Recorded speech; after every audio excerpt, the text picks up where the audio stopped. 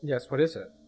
Did you detect the stream was going to start in like 30 seconds, so you came over to bother me? You detected that I was about to be in the middle of something, so you felt compelled to interrupt, even though you've been lying there for hours, not interrupting me? I see how it is.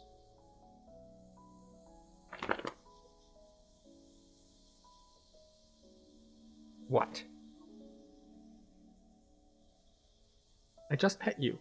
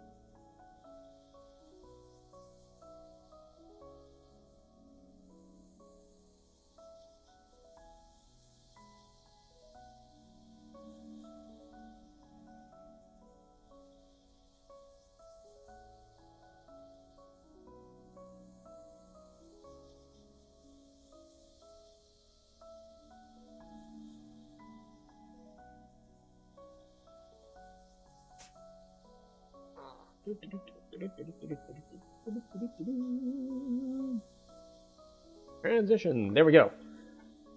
Welcome in, J-Riggs. Did I end up beating Wolfenstein? Well, that is a bit of a loaded question. What counts as beating? I beat 3 episodes of Wolfenstein, which is not all of the episodes, but it does include the important 3rd episode in which we did kill Mecha Hitler. So, Mecha Hitler did die. So we got that far at least. And honestly, that's the main goal, really, is taking down Mecha Hitler.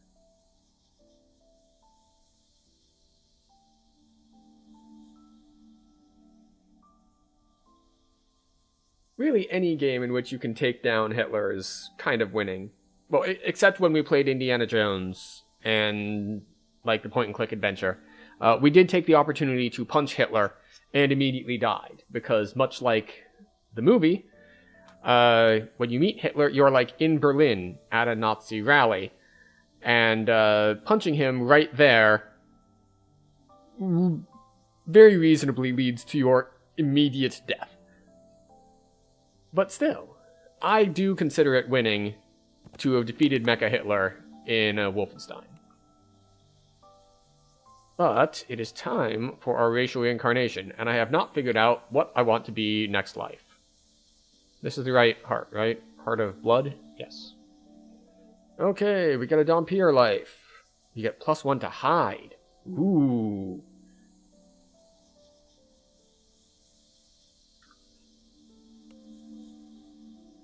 So we're probably going to spend a bit of time here browsing the various different classes we can be next life.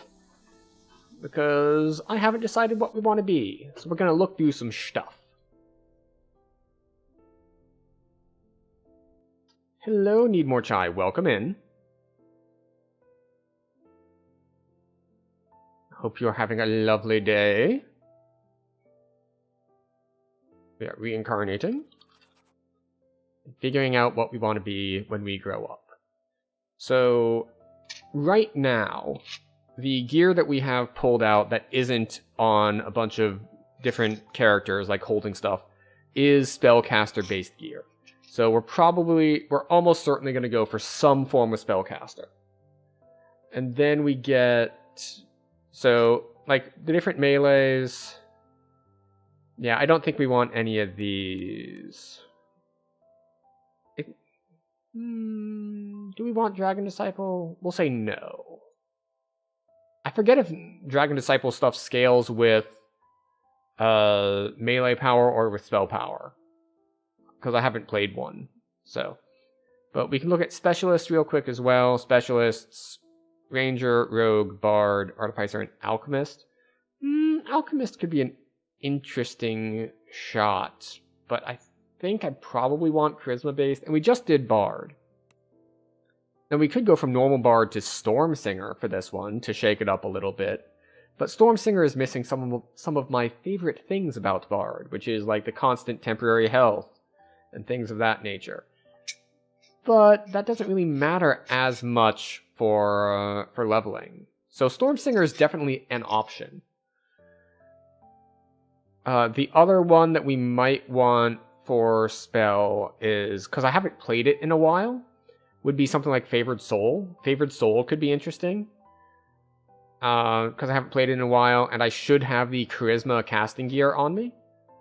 So it's definitely a good look. The only downside is that we are doing a Dhampir life. So the whole, it's like, ooh, we can be in undead form. It's like, do you want to be in undead form as a Favored Soul? Maybe not. But yeah, so I don't think I want Druid or Wizard. I think we're wanting to be Charisma based. So we really come down to probably either Favored Soul or Stormsinger. And their past lives don't matter because this is a racial past life. We're getting Dhampir either way. The other question is, of course, how fast do they come online? Favored Soul suffers from a lack of AoE early, but that's fine. You know what? We just did a Bard, even if it wasn't Stormsinger. So we just did that. So I think, yeah, we'll go with Favored Soul. I don't know when the last time I did Favored Soul is. We want to be Dhampir. There we go. And what do we want? We want Charisma. And we want Constitution. And then some skill points, some carrying capacity, and some reflex saves. Yeah, because we probably don't need the wisdom. Alright, 12 points, which is not a ton, but it'll give us what we need. We'll take our Spellcraft, Heal, and Concentration, I guess?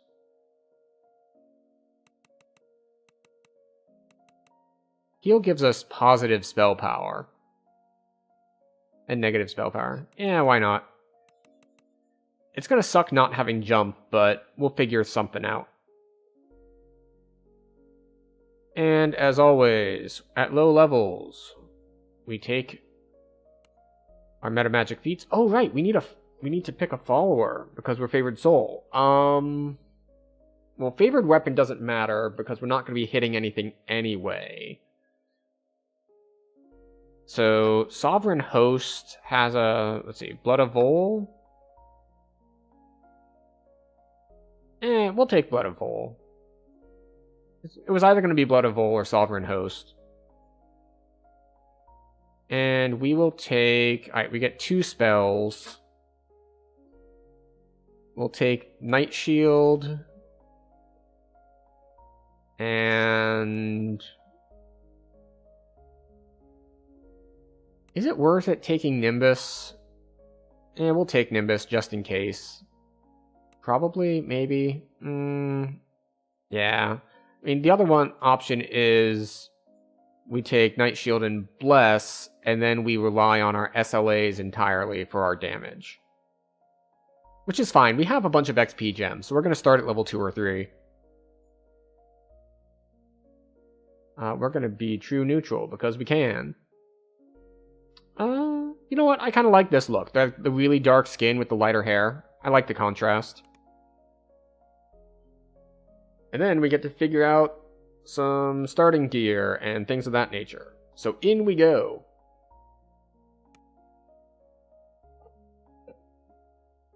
Alright. So this is a thing. You find yourself waking on a shore of flotsam. Yes, thank you, narrator Memories lady. of a large white dragon striking your ship come flooding back. Ah, you're awake. Oi, you ain't Okay, done dead, so are you? if you just started the game, or if you just reincarnated, it totally resets your user interface. There's a way to fix this. Can you move? Thank you, Jeets. Quiet now. You can store and reload your UI layouts. So I'm going to drag this out here so you can see it as I type it. But the command is UI, layout, load, and then whatever the name of your thing is. The one I have saved Ah, you're is awake. high You res ain't undead, are you? 10 bar, because it's the one I made after I upgraded my monitor to be higher res, and I had to move everything, and it has 10 action bars. Can you move? Boom. There we go. Can you talk? Skip past Speak to me. Korthos. Yes, thank you. We will take the sickle, I guess? Sure, we'll take the sickle. Stepping out of the grotto, you find yourself in Korthos. Alright. Let me drag a mount out onto a bar. This place for generations. Judging from how it looks now, So we are going to go to our guild airship However, and grab some buffs, hopeful and then we're souls going to still hold go out for help to the arrive. bank. Because the bank is where we have all of our gear from our past life. And we like the gear from our past life. It's what makes us able to do dumb things, even starting at low levels. So, off we go. I really should go in and change the options so that I don't get my tutorials popping up at me every time. But that is a task for future me to forget about and never do until the next time I reincarnate. For now, it's bank digging time. Now, fortunately for all of you, I did do all of the pre-reincarnation bank stuff off stream, so you didn't have to sit there for me pulling 300 things out of my stash in order to be able to reincarnate. But we're going to pull all the gear we expect to use from level 1 to level 5. So, show me stuff from level 1 to level 5. Thank you. Alright. We're just going to ditch these. We do not need them. We do not want them. They can go away now. Excellent. So, step 1, we want our bags. Storage is always important. So the bags get to come out.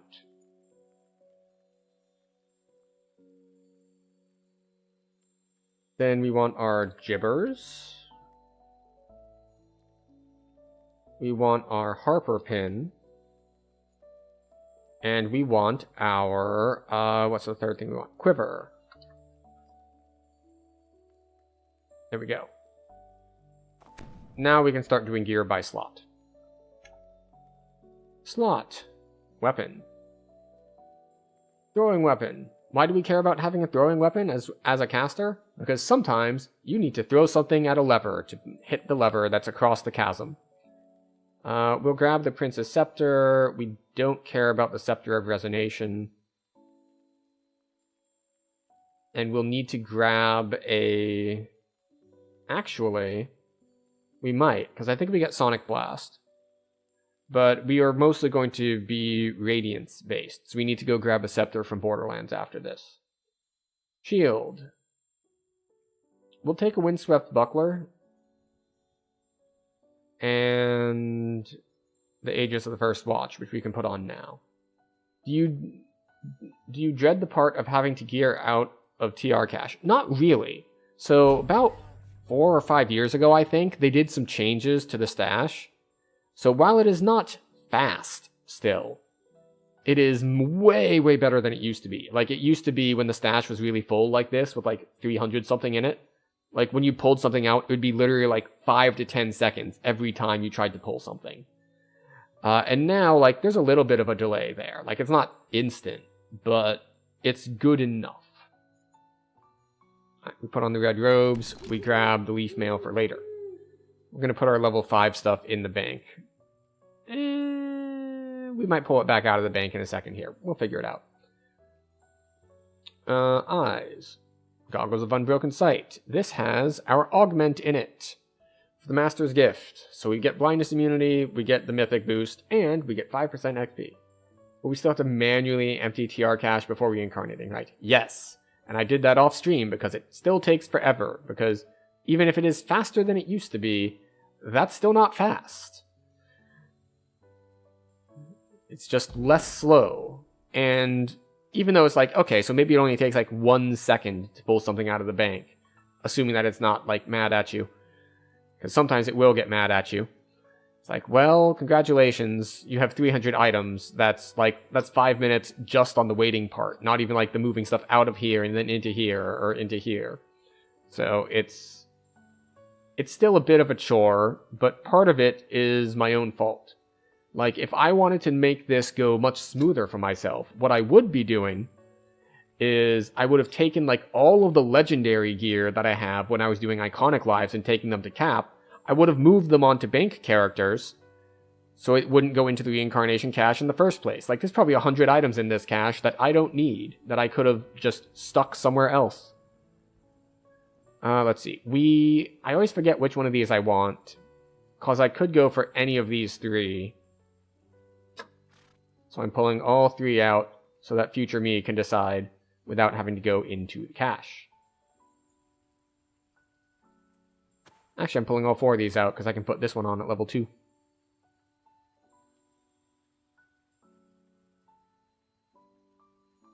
Alright, after neck, we have Trinket. We're going to grab a Runic Trinket. And I think that'll hold us over until we get up to level 7 and 8. Cloak. We grab all 3 of these cloaks, actually. So we wear... Alright, this one goes in here. We wear the Cloak of Attraction, because it's Mythic 3. And then this is a Featherfall swap. So we put that there. Waist. We do not have any low-level belts. We just have Blue Abishai, if we want it, or we have Dire Bear Belt. We're going to pull out Dire Bear Belt, because it's probably what we want. Wait, no, we were just at waist. Rings. Okay. So we got a lot of stuff here. We have Flame Ring, which is... We're not going to be doing that much flame in the beginning, but it has the Reaper Ring enhancement on it. So 10 universal spell power that stacks with everything. So we like that. We take this because it's Mythic 3 and that's all we care about at level 1. But then we will take the Acrobat's Ring as a potential swap if we like need to jump something and we can't. We will also need...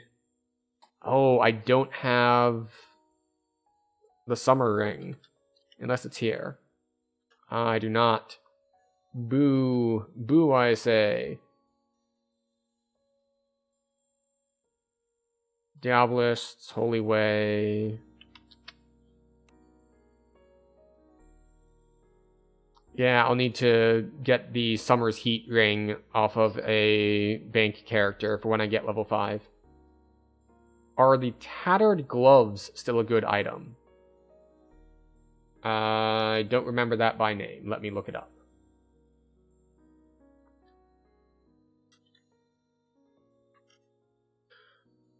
Oh, level 2 power and fire lore. If that tooltip is correct, that is a ridiculous amount of fire lore for that level. Like, getting 12% crit is way higher than the other stuff at this level. Because if we look at stuff like Winter's Chill, that's level 5 and you're only getting 9% crit on things.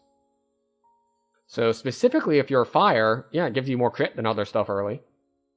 Assuming that the tooltip is correct, and that's what it's actually giving you. But let's see. Ring of the Red Abishai. It gives us fire stuff. We might have fire stuff. Winter's Chill we don't care about. Like, we have kinetic spells? Yes. We have like Comet Fall later on, but I'm not going to bother pulling that out for that. And we don't have... we might have Sonic Blast? I forget if we have it. We'll pull that out just in case. And Diablo String, we don't really care. So, that's it for rings. Hans, yes. Dusk Palm. Again, Dusk Palm is just here for the Mythic boost. And Dead Ringers. Dead Ringers are excellent at level 5. Eat. Boots of Dashing. We do not need these. Well, we don't need them for the clicky. They're excellent for the clicky if you don't have a Quiver of Alacrity, which is this. If it'll give me the tooltip. There we go. 30 Striding at level 1. Amazing, yes? And, now normally, this drops from the Black Abbot raid, which is an older raid that you can't really solo. Like, technically you can if you know it really well, from what I understand, but it requires a lot of special techniques / cheesing in order to get past certain mechanics. So they're usually pretty hard to get if you don't already have one. Except for the 20th anniversary event that is coming up, there will be a box given away. In that box are a variety of raid items. One of the items you can get is the Quiver of Alacrity. So, if you don't already have one, there is an opportunity coming up soon where you can get one. You will need to upgrade it by farming out like armor pieces and stuff. But you can grind that out, or like I can trade you stuff. Other people who have some of the pieces to upgrade it might trade you them. I know that when I upgraded mine, it was off of the generosity of someone else. Like, I had farmed 3 of the 8 things, and like someone just gave me the rest because I was looking to trade the ones that I had duplicates of. And they're like, no, yeah, sure, take these. So I can pay that forward. But yes, Quiver of Alacrity, 30% Striding at level 1. Incredible convenience item. Where were we? Feet, yes. Now, I don't need the Expeditious Retreat clicky on this, because I have the Quiver, but the Reaper boots here, they're really good. Let's see, Mythic bonus to the target's physical and magical resistance rating. So we have Mythic 1 and Reaper 5. So, you know, we have 6 sheltering on them just because. Right, and after feet, we get wrists. We have Spearbane for now. We have Green Dragon Scale for later. And we'll grab the invisibility just in case we need it. Now, what did we say we needed to do? Well, we need to go grab a weapon from Borderlands. And we need to go for our XP gems.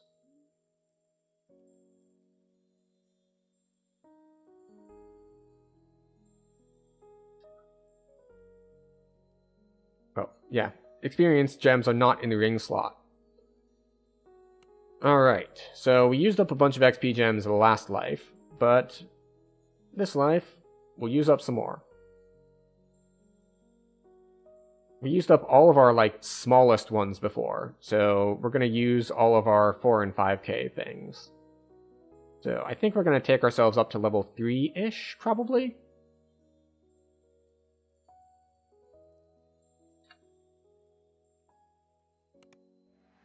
Oh, speaking of XP gems, though, what do we get today? 750. Which is, of course, not super impactful as far as these things go.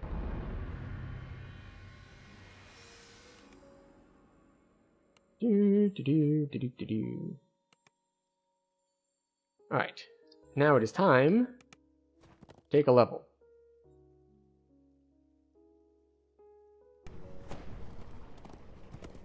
Now this is the big advantage to having just built up all of these XP gems over time, which is that these early levels that can be pretty rough for a caster, we just kind of skip the worst of it and go right to them when we aren't like overpowered yet, but we're, you know, generally functional.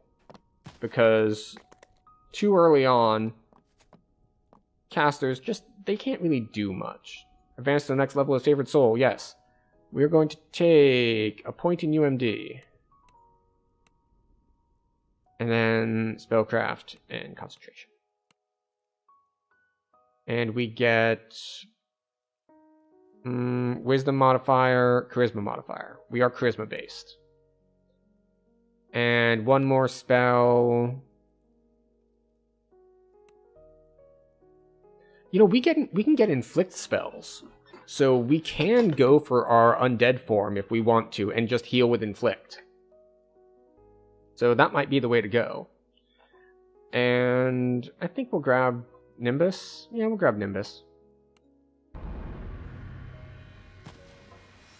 Then we eat the rest of these XP gems, which should get us a little bit of the way into level 3.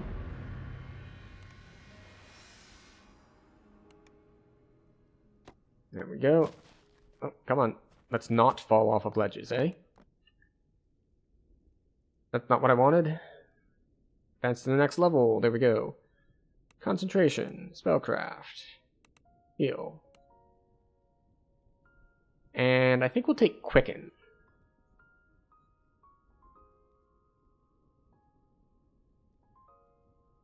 Quicken.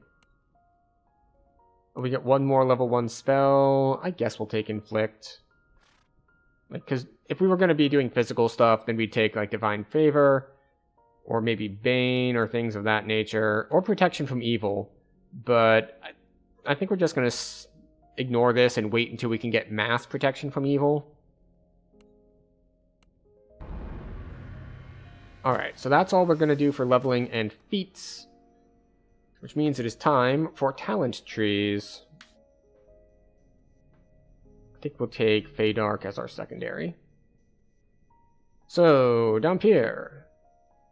Actually, no, we'll go, alright, how many do we have? We have 17 racial, 3 universal, and that leaves us with 9, which is in neither of those. Which means we go Angel of Vengeance first. We get Nimbus SLA.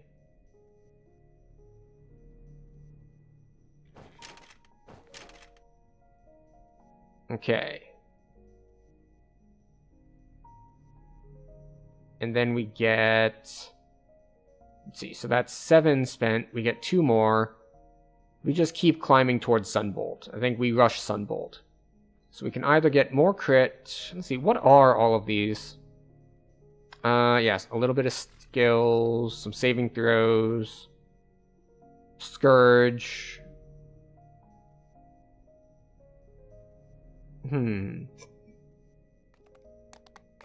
This stacks up to 10.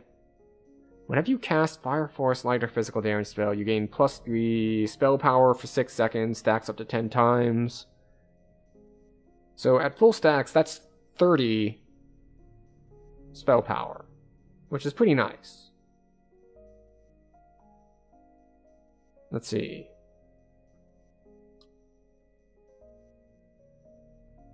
Alright, so when you crit, you gain temporary spell points.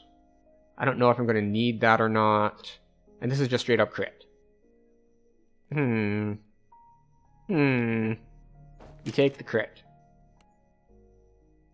And then we come over here. We grab this. We'll grab spell points, I guess. And then we go to our racial tree. Get this. Because we took a harm spell, we're just going to say that we're going to be in undead form. So we take negative healing amp. We take... let's see. Save versus spells.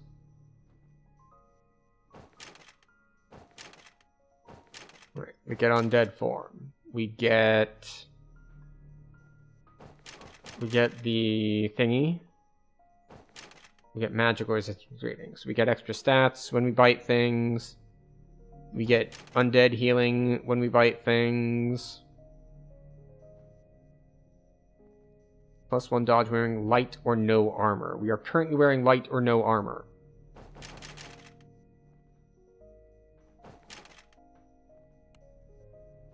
Okay, we have dominate. We have bite applies vulnerability. We have enchantment DCs. I don't think I'm really looking to dominate humanoids, so yeah, like the fact that you can make your bite an insta-kill, but it takes so many steps. If the target of your vampiric bite is coward, living, and corporeal, so first you have to use this on them, and so you need to cower them, and so you need to make the DC check here, and then you need to make another extra DC check here. So it's like, congratulations, you have an insta-kill in your tree, but it requires multiple steps and to make multiple checks back to back. So it's just, I don't know, I just don't find it compelling. I guess we'll take the level draining bite. Okay, now, let's see, we can put this over here, that over there. Game fun fact. I forgot that I had added that. That was mostly for the historical stuff. So, we mentioned this earlier, but I'll bring it up again because I think it is a fun fact, is that this year is DDO's 20th anniversary, which is amazing for such a small kind of niche game that it is under continuous development and is still live after 20 years. Especially when, if you think back 20 years ago, there were so many WoW killers and all coming out. It's just like, every other game was like such and such online. This, that, and the other, online. And yet, DDO is still alive, and many of those are dead. So, yes, so that's I think a very fun fact is it made it a full 20 years. Which is amazing to me, actually, when you can think about it. But that does remind me that I do need to remember to have a bunch of those on hand for the older games as well. Now, granted, they're not always going to be fun facts about the game. Sometimes, when it's nostalgia stuff, it'll be fun facts about what I remember about the game. But yes, alright, so we have that as a buff. We have that as a buff. This is a meta magic. This is a heal because it is an inflict spell. And we have our secondary Nimbus. I also can't believe it's not a more popular game, seeing as how popular tabletop D&D and other D&D related games are. Baldur's Gate, for example. Well, it's not exactly approachable. It's hard to get into. They're not one of the reasons that it's living, and we say I use living in a very liberal sense. It's limping along. Like, it's still in active development and all, but it's not like it's super growing, is that they're not really investing a lot into the marketing of it. So, there is that. But, yeah, it's... I don't know, I like it. But I'm not sure how successful I would be recommending it to people, just because it is a little difficult to get into. Alright, so what are we taking? We'll take Brace. We'll take Colors. I guess we take Skill Mastery and or Fortification. And then for our Arcane, like, we can take Energy Criticals, except that's only Acid. Like, we don't have any energy spells. So we don't really get that. And then, like, what are the other ones? There's Arcane Alacrity, which gives us faster cooldown on your spells, but that doesn't affect SLAs. Guess you can see that. You got into it as a kid and had no knowledge. You were just a kid playing an MMO. Yeah, that'll certainly help. So we'll go Arcane Alacrity just because there's nothing else really good to have. Like, I guess we could go for Ancient Knowledge if we just wanted the defensive stats instead. It's just like, okay, we can get 9 magic resist rating, which would bring us, let's see, our cap is up, how much from this? 6? 6? Okay.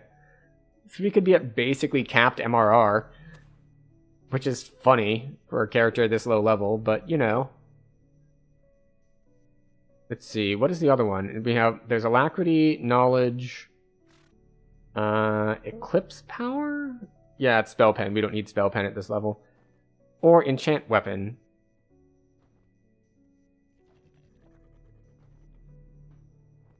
Yeah, I guess we keep with Alacrity. These days, you can see people not even having the patience to try it out. If they don't see results in the first 10 minutes or something, people just tune out. Yes and no. This is one of those things that I feel like there is maybe some unfairness going on. And this is something I've been seeing when I'm looking at some of these older games too, is that the onboarding can be pretty rough to a lot of these older games. But some of that is the game's fault. Like, sometimes you have to make a good first impression. This is true across the board, whether it's an old game, a new game, job interview, you know, whatever it is you're doing. First impressions matter a lot.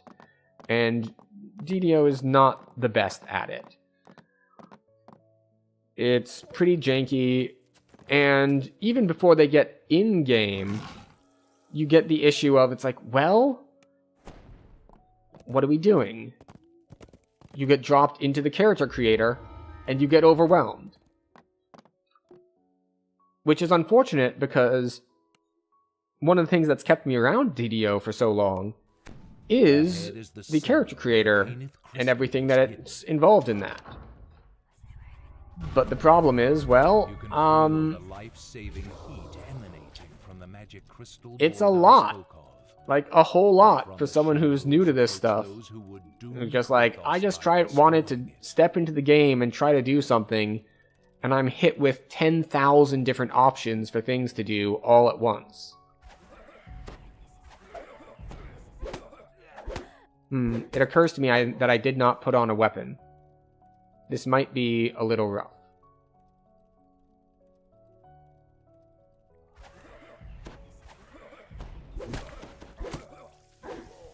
So we're just shield bashing our way through everything.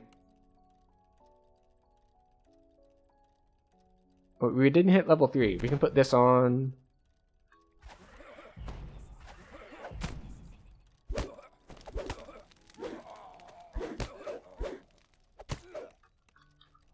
I'm probably going to fail this quest, which is the funny thing.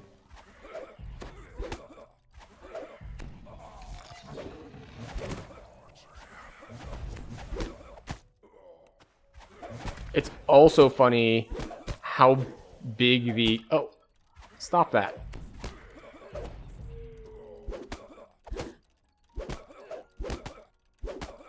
I think they made the crystal stronger. I remember failing this way easier when stuff has got like 2 hits in.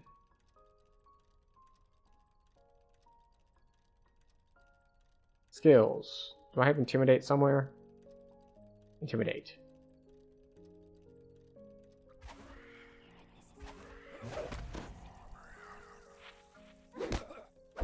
Haha!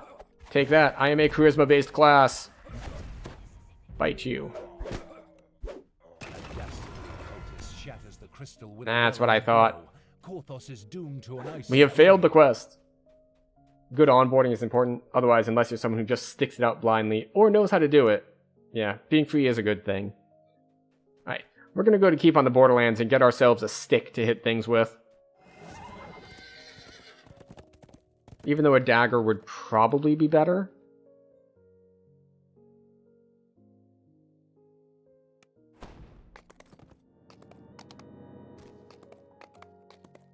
Actually, we can swap to a different shield. The shield handles our radiance stuff. So maybe we could just get a random dagger to stab things with. Actually, let me check these feats. I forget if I get it with all weapons or just favored weapons.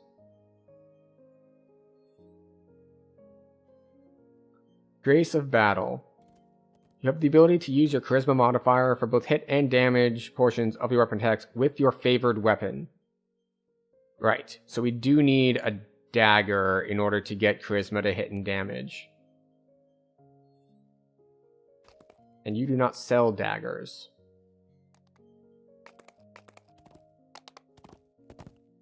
Do I happen to have a random dagger in the bank?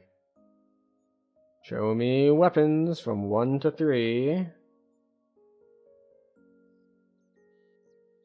Show me weapons from 1 to 5. Muckbane on a shield. No, okay. Unfortunate.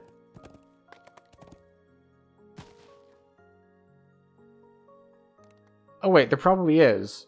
I was thinking of caster weapons, but you're right. Ethereal dagger.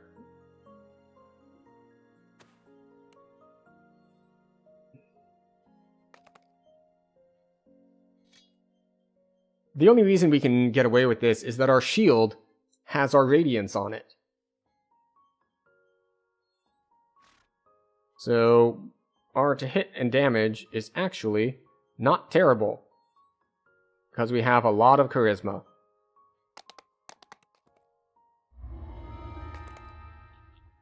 Question is, do we run keep on the Borderlands?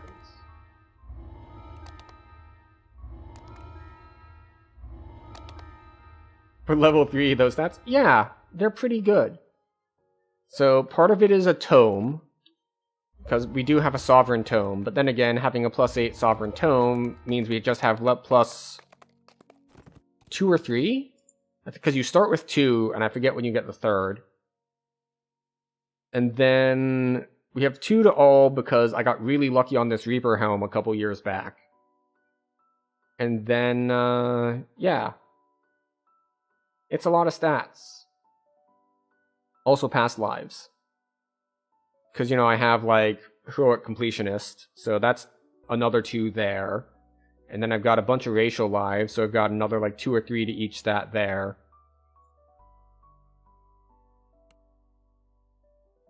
Now, in theory, Korthos is better, because it gives Coin Lord favor, but I came here to grab a dagger, so off we go, hitting things with our dagger. Speaking of hitting things with the dagger,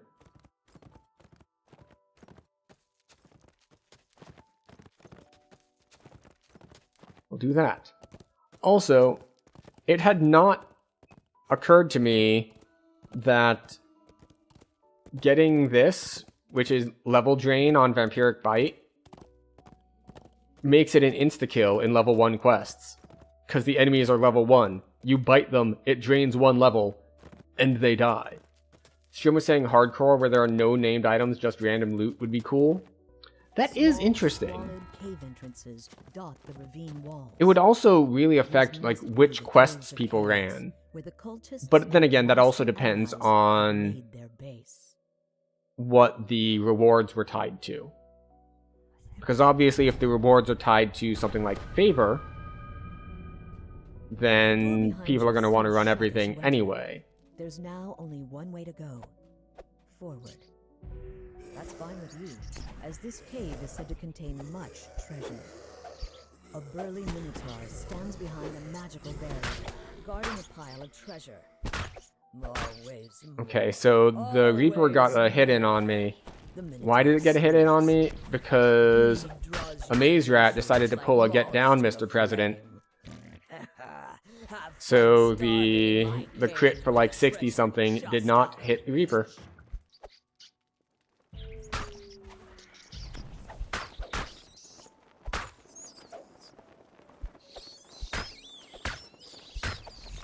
Did did you hit that rat twice, meaning to hit the Reaper?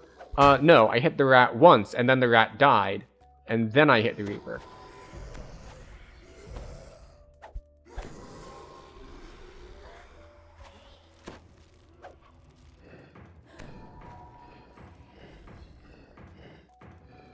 But yes, we're going to suffer a bit early until we get a decent area of effect spell. This crest matches one of the sockets on the Minotaur's barrier.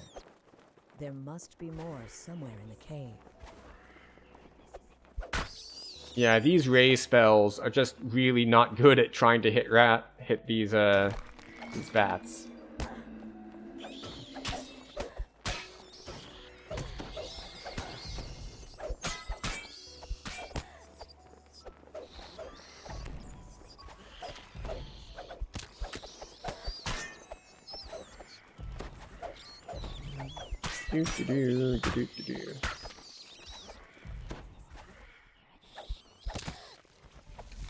Fortunately, we're also not taking much damage, so it's no real big deal.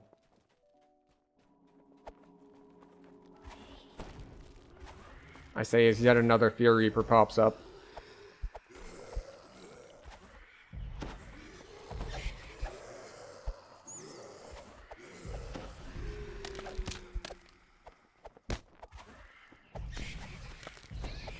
Right, we need the third crest. Another body block. Yeah, there's going to be a lot of that going on. Another downside to not having area of effect spells. I forget when I get my first area of effect spell. I think it's at level 4. With all 3 crests neatly fitted into their sockets, the magical barrier fades. The infuriated Minotaur gives a roar of rage and attacks.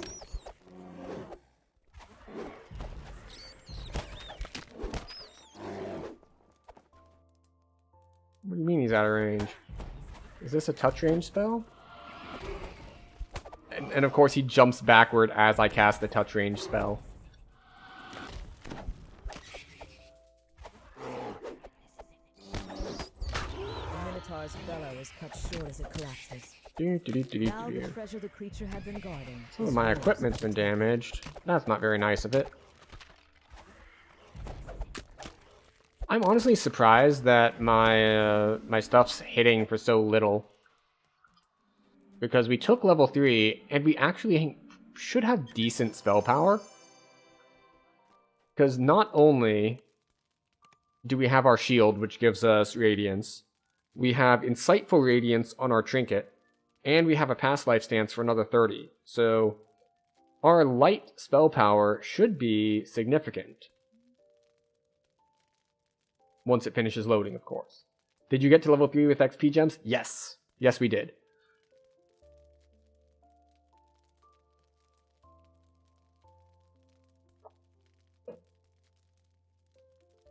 Got up to rank 12.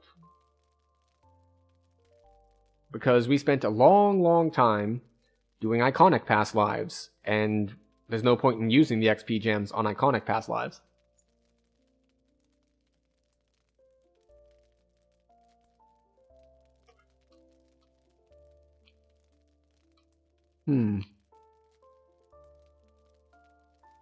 Well, I don't see recovering from failed teleport in the log here.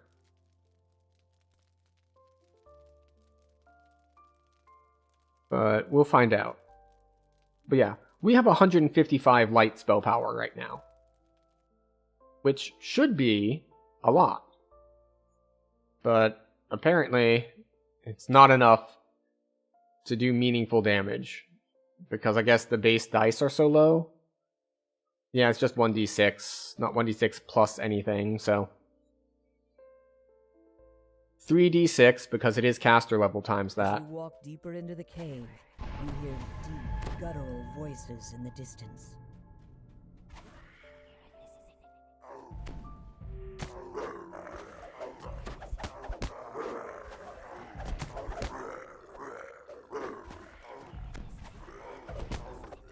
Alright. You notice a small iron key in the corner of the room. Yeah, see, like, that spell that did 9, it's like, really? 9? That was maximized, too. looks as though it would be impossible to pick. The iron lock creaks as it opens. You hear hurried footsteps approaching. The smell of meat cooking Okay, off we go. wafts tantalizingly down the corridor.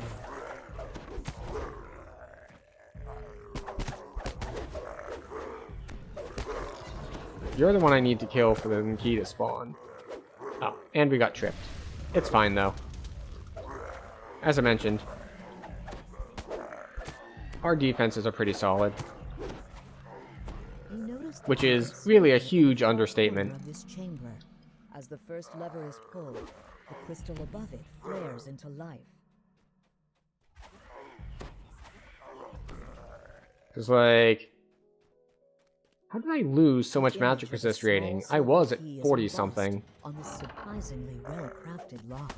As the silver lock clicks open, you hear the muffled voices of bugbears ahead. There we go. As the second lever is pulled, you can hear the rumble of the sealed doors sliding open. Just toss some spells behind me as we go. And I missed the door. That's unfortunate.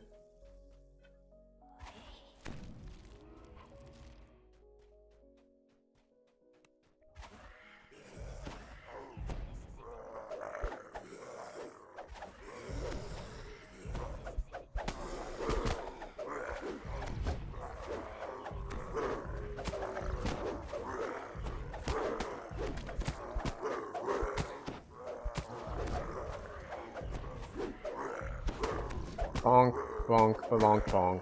Alright. I was like, clearly, I have done enough damage to these guys, I've taken enough of them down that I can just go forward without getting tripped, right? Wrong! A massive bugbear growls and attacks.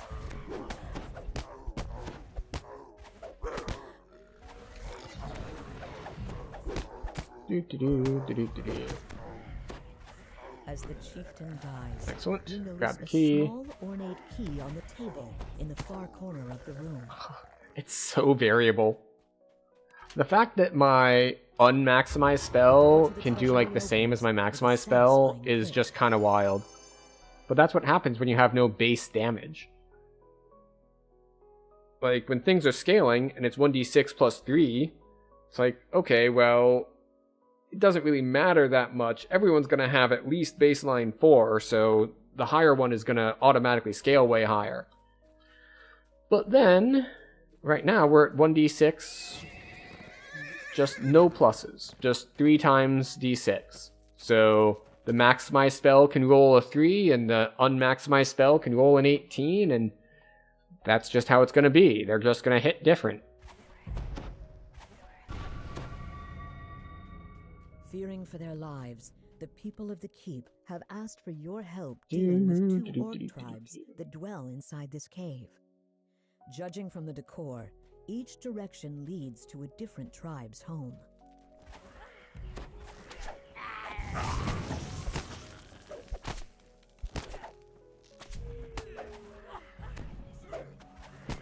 So this quest, we do have to actually kill a certain amount of things.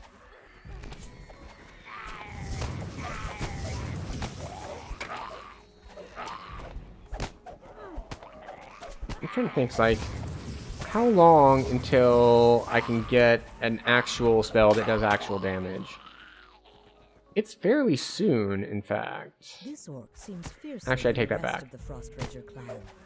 Letting him live will just leave a possible new chief who must be dealt with in the future.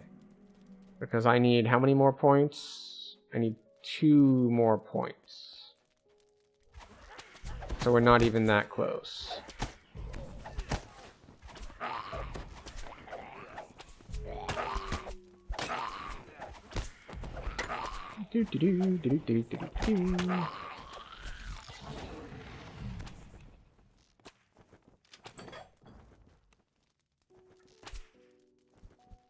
Alright. We take your Charm of Evil Chaos. We're going to see what we can do about getting all the Charms of Evil Chaos. Just because.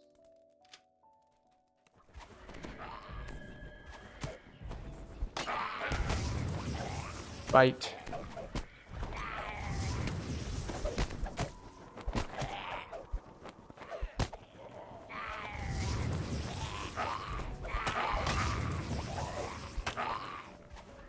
So this would be a good reason to use a different deity. Because you go the deity that gets staff as a favored weapon. And then for these low levels, you actually get some strike through going on with your staff. And you don't have to worry about some of this stuff quite so much.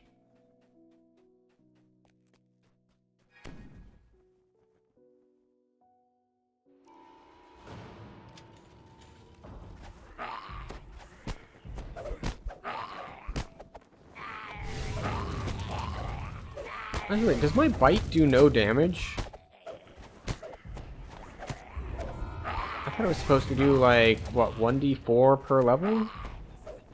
I'm not seeing any damage from it, but maybe that's just that I'm not seeing it, not that it's not happening. Grinding gears can be heard once again as a gate opens somewhere in the cave. Alright. We're getting closer. We need one more rank before we can get our first point into Sunbolt. Which, if we're keeping track of the damaging potential, right now we have a spell that does 1d6 damage per level.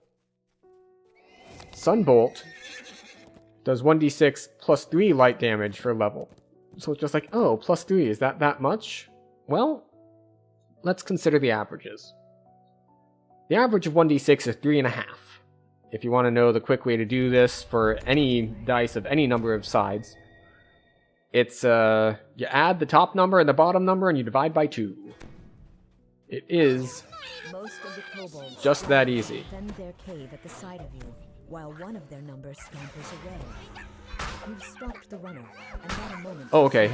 I thought that wouldn't count as stopping the runner.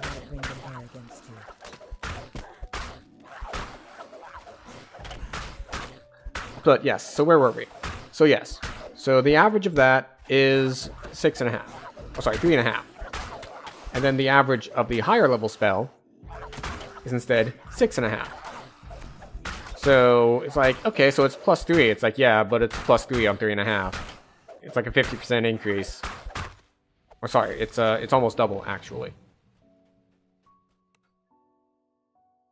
An elderly kobold rouses her tribe for battle to defend their home. Okay, I walked in here because I thought that it was like, oh yeah, you've got the thing. Because I got the optional for stopping the runner, I thought I had actually gotten the optional for stopping the runner. Turns out I had not. Did I miss the thing that I needed in order to get it? I see you removed feet from stream tags. Yeah, so the problem with that was apparently Twitch only lets you have 10 tags, and I wanted to add more tags, and that one drew the short straw.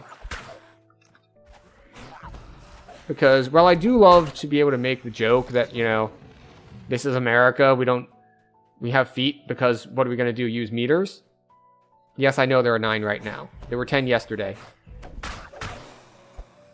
And I just neglected to add it back. Are you missing the feet? Is it... Not that I want you to add feet. That's okay. I'm not going to shame you for wanting the feet. And for just being keenly aware when the feet are missing in your life.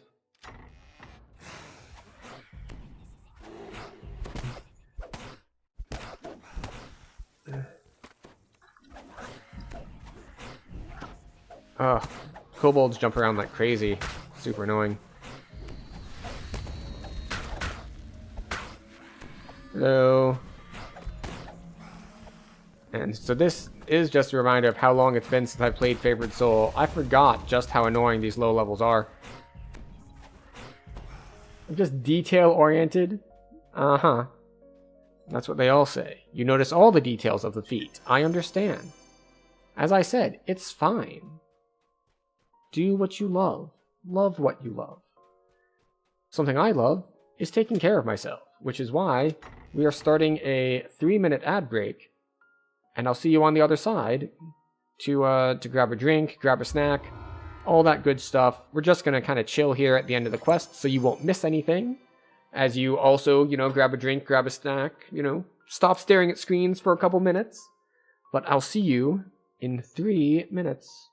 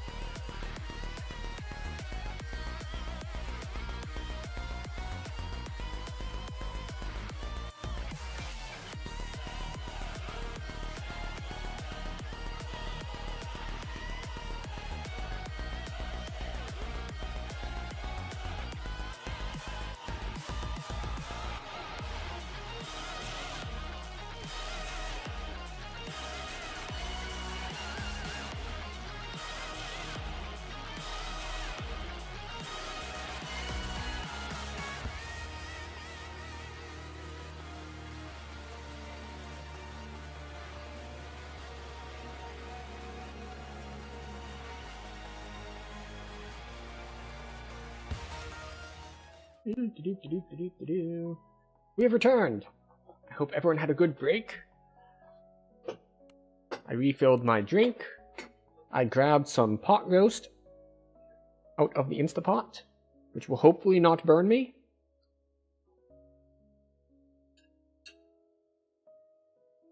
Okay, it only burns me a little.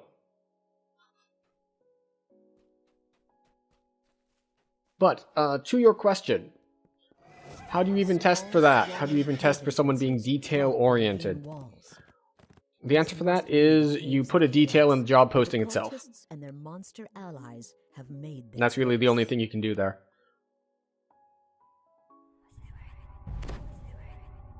and it often comes out in process-based things, a lot of which are super annoying.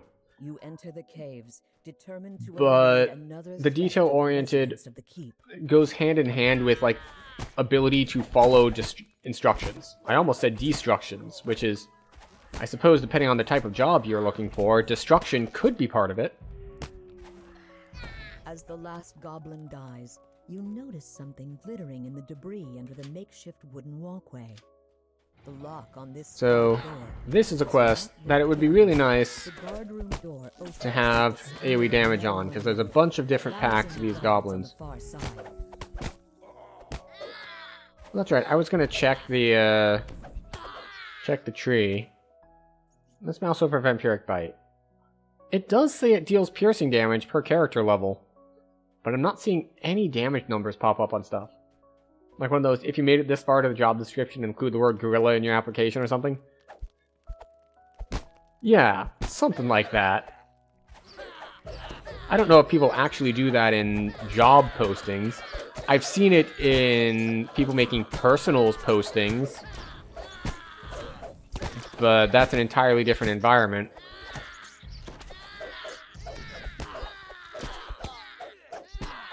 They do? You've seen it? Nice. Well, there you go. Because you've seen it, you have passed the test of being detail-oriented.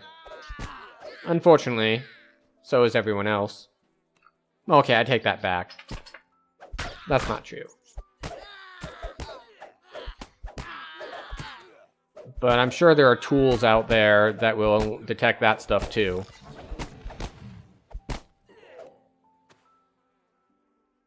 As the door opens, a small goblin cries out.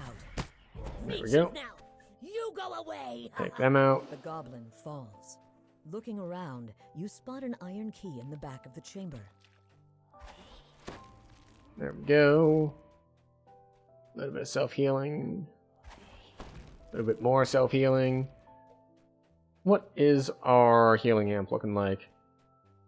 55 positive, 25 negative. I don't even know where all of my positive healing amp is coming from. I think Paladin past lives give like 10 each. The door swings open on well-oiled hinges, startling the hobgoblins on the far side.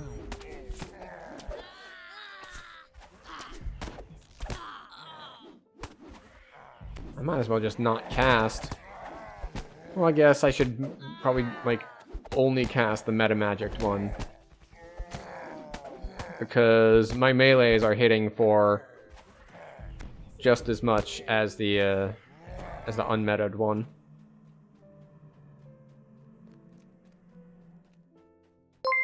Axel, welcome in. Thanks for sending all the people my way. What were you up to tonight? I had seen you went live, but I did not pay close enough attention to see what you were playing. I believe it was DDO, but I forget if you were, like, new lifing it or what.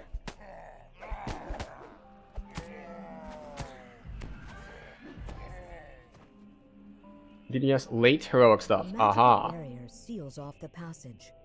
Also, since you had mentioned, since you dropped in on Wolfenstein 3D yesterday, I did not end up doing all of the chapters, but we did get through Chapter 3, which is where you get to kill Mecha Hitler. So, we killed Mecha Hitler, and that was just a good place to end stream. Any game where you can kill Mecha Hitler is a good game in my book.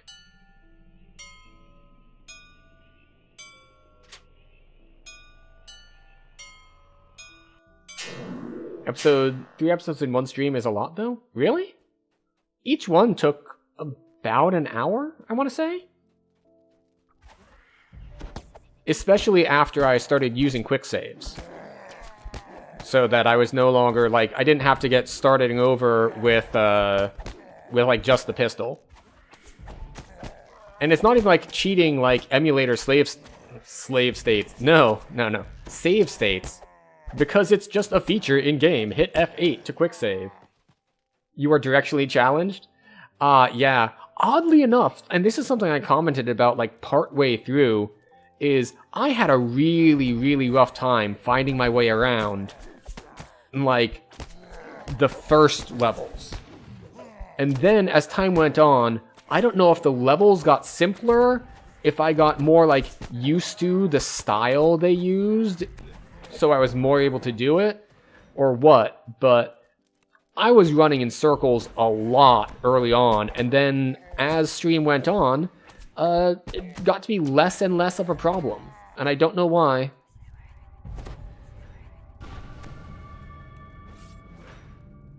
But yes, enough about yesterday's stream, although we can revisit that, as I did have a blast in Castle Wolfenstein. Today, we have just reincarnated. We are on a favored soul, and we are a favored soul before we have AoE spells, so we are just a bit sad. Fortunately, we do have charisma to hit and damage, and we grabbed a dagger for our favored weapon reasons. So despite the fact that we are ostensibly a caster, we are just running around with plus 20 to hit and damage, because we have a lot of charisma. You've been maining pure caster and just hit epic on a melee build for the first time. Would like tips on where to invest your destiny points. Quick cutter. You put your points into quick cutter and you spin your way to victory. It's even been nerfed, and you still just put your points into quick cutter and spin your way to victory. But more generally speaking, you want to grab the cores of different melee trees so you get your melee power. You grab one of the mantles that gives you +1 W. Legendary Dreadnought does it.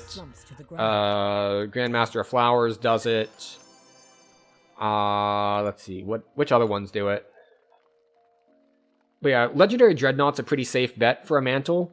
Alternatively, if you are the kind of melee that's dealing with a lot of imbue dice, or anything spell power scaling, like if you're Eldritch Knight, then you can go into the Primal Mantle. Primal Mantle will be very strong for those types of builds.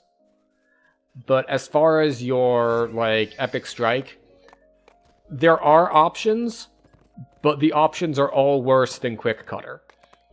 Or at least they were last time I checked. Especially in low epics. Quick Cutter comes online fast, as opposed to some other ones like, say, the Grandmaster Flower Strike. Later on in the tree, you get massive crowd control out of it because it just stuns everything. But you need level 26 for that, whereas Quick Cutter lets you just delete things, starting at level 20. Knoll calls out to you in a shrill voice. Eula Bloodgleam, daughter of the Knoll chieftain, has given you a charm of evil chaos. Quick Cutter's still good, using it now. Also Grandmaster of Flowers for the +1. Yeah, that's what I brought up, that Grandmaster of Flowers and Legendary Dreadnought, both of them are ones that give you the +1 W. I swear that there's at least one other, but I don't think that,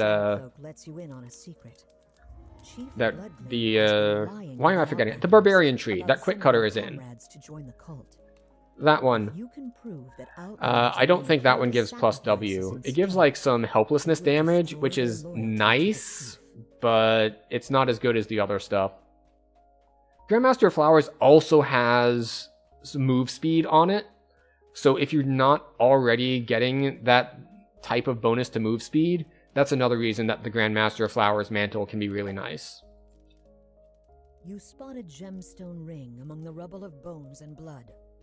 Oros said Gravemaw always wore a ring. Let's see. Convinced members of the tribe if you're soloing, it's not quite as good, but I really like having the Shadow Dancer tree as a secondary, because for the low cost of like 11 points in the tree, you get 6 sneak attack dice, which is ridiculously strong. Also, you can get permanent shield out of one of the T1s. So I really like permanent shield because I always forget to use shield wands. So permanent shield is very, very nice to me. And if you're on a build that has light armor, you also get stuff like evasion from the cores. It's just a really good utility tree for like an 11-point splash. But if you just hit epics, you're probably going to want to go somewhere else first. Like, you want to get your 6-ish points in whatever tree you're going to have your mantle in, because you're going to want the mantle and the mantle upgrade. And then you're going to want at least a couple points in Quick Cutter, and then you'll have some spare points, maybe in a couple levels. What tree is that I'm talking about? That has the permanent shield and the sneak attack dice? That's Shadow Dancer. Shadow Dancer, it has a permanent night shield on tier 1. It also has 3 sneak attack dice for 3 points in tier 2, and you get a sneak dice for every core in it, so that's really handy. Also, for defenses, it has live, which again, if you are on a light armor build only, it gives you a bunch of max dex bonus. And you might think, well, AC doesn't matter, why do I care about max dex bonus? Max dex bonus is also your dodge cap. So if your dodge is capped, putting 3 points in there for 6 max dex bonus is 6% dodge, and 6% dodge is very, very good. Right, about Nitron, but I thought you were talking about the normal shield. I'm using them interchangeably because the part that I care about is the magic missile immunity. So yes, technically it's Night Shield, but what I'm thinking in my head is you get magic missile immunity, not specifically the shield spell for being shielded.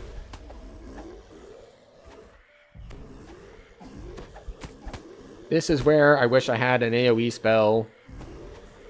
Also, why are my light spells not doing extra damage to undead? Did they take out? Like, that one felt like it. That one looked like it did. Ooh. In any case. Hello, Axe Cultist. Bonk. Yeah, like, right now, how is our dodge? We're at 8 out of 27, because, what? Oh, missing codex page. And this is why you have to run all the way in. We were halfway into the room looking at that, and you could see the large gem, but you couldn't see the page was there yet. I have made this mistake in other rooms too. You just poke in and see, is the page here? No? And then you leave. And then you have to come back later, because it didn't load in immediately. The You've Got My Back from Fey Dark Illusionist gives magic missile immunity and heroics. Yes, it does, because that also gives perma shield. And I may pick that up as well. Actually, no, I'm not going to pick it up on this character, because I'm just casting Night Shield on myself. I learned it so that I could cast it, and now I can cast it.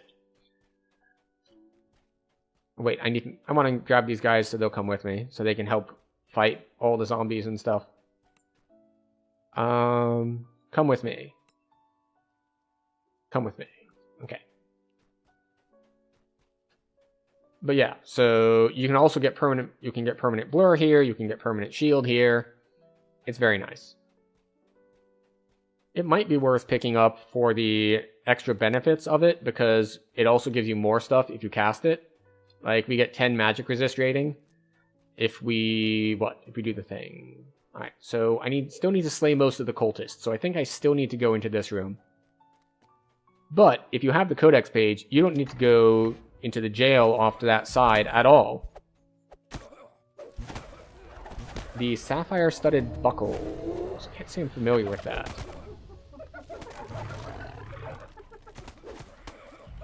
There's a bunch of clickies that, like, I know are good, but I never get around to using.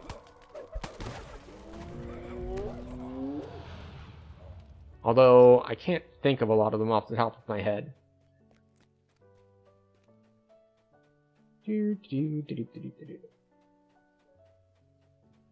Oh, it's a shield clicky. Okay, yeah. I'm less concerned with things like shield clickies, just because you can get wands in the marketplace. And there are some things like, say, blur wands. Wands of blur exist, but you can't, like, just easily grab them. They're a drop only, last I checked. So they're a little bit more valuable, whereas shield wands, they just cost plat. And plat is pretty plentiful. Although I guess you can still use the clicky if you don't have enough use magic device skill for a wand, but I was going to say that it doesn't take much, but I guess that might just be the fact that I play a lot of charisma-based characters. So it's just like, yeah, it's pretty easy. You just can automatically use them at level 1, no big deal. And then people are just like, I'm playing a fighter. That is not true for me. A lot of folks unaware you can check Nora, Bleeblies, and 4-fingered tab on guild ships for level 1 clicky 3x uses. Interesting. For a shield clicky, you mean? Oh, good. I've already killed most of them. Uncommonly, she'll have shield. Okay, so she sells a rotating stock. Neat.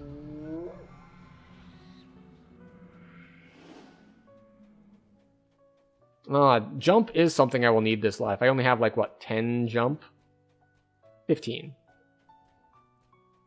Which is not enough, because I want to have, like, 40 by the time I'm level 14, 15-ish, going through Giant Hold. Okay, what do we got? Hooray, we made it.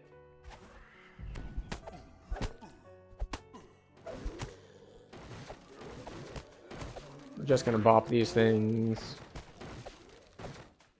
Whispery voices We cast our call to you. spells. You shouldn't be here. Step away from that.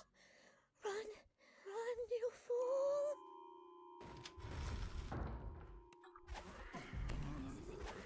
There we go. Now, I will probably not be able to kill the main dude, because I don't have... because my spells just don't do that much damage. So we're going to have to melee him until he gets low.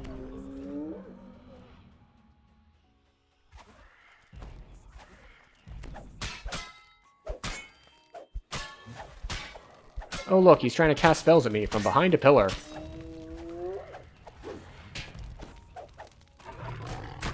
Bop, bop, bop, bop, bop, bop, bop.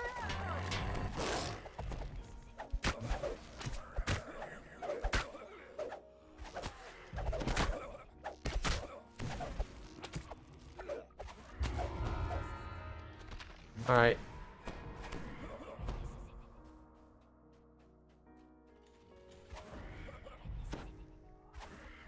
The maximized one did 15 damage. The fleeing There we go. beast's voice turns into a scream and is then cut short. Got him.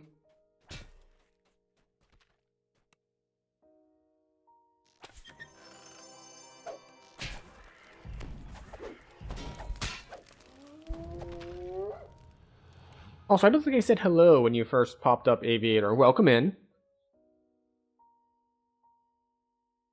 But okay. That's it for this one. And then we just have one more down here to do. And then we can go back to town.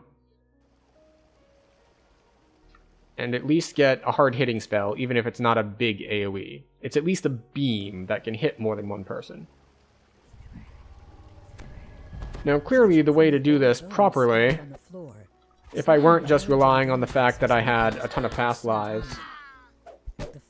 Favorite Soul pre-nerf was one of your favorites? Yeah, it did get nerfed pretty hard, but it was pretty busted. Now, that said, I did play it... one of the hardcore seasons, I played Favorite Soul.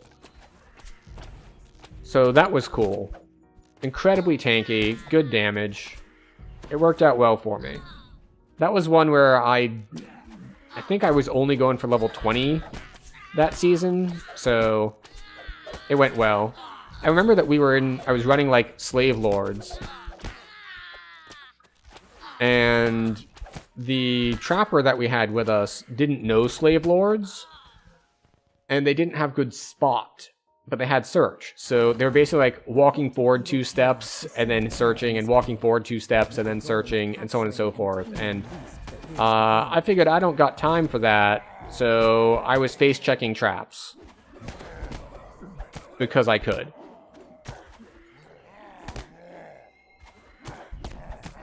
Because, well, Favorite Soul got, well, it still gets a decent amount of, it's basically free free health.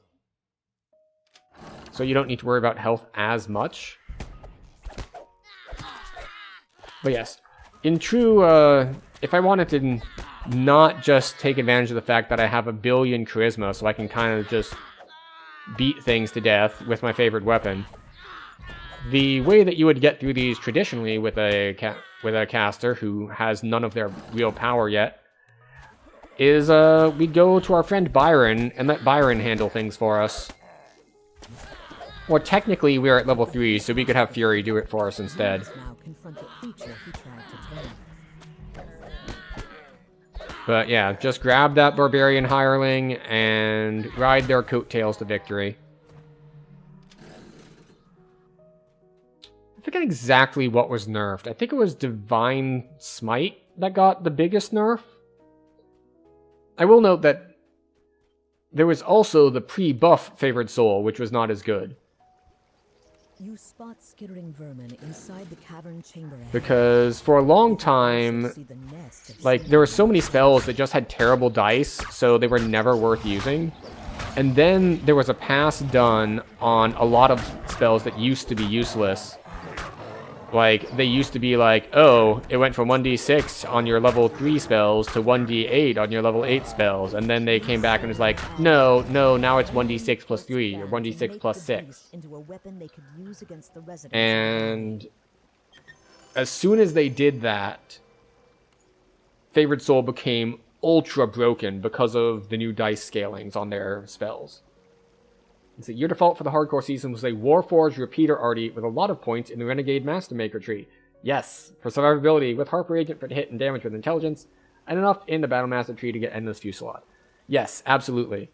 I will say that one of my more memorable but very early game deaths, so super recoverable in hardcore, was basically that. It was Warforged Artificer, put all those early points in Renegade Mastermaker, so it's like, oh, 1 point, 10 health. 3 more points, another 15 health. We're sitting at like 120, 130 health at like level 4 or 5. Which, you know, here we are at level 3, we're at way higher than that. But I've got Barbarian past lives and stuff. Don't look at that. And then what happened was, I was in Captives, the quest out in Cerulean Hills. And there was a champion, and he cast Fireball at me, and it hit me for like over 100 damage, and I died instantly.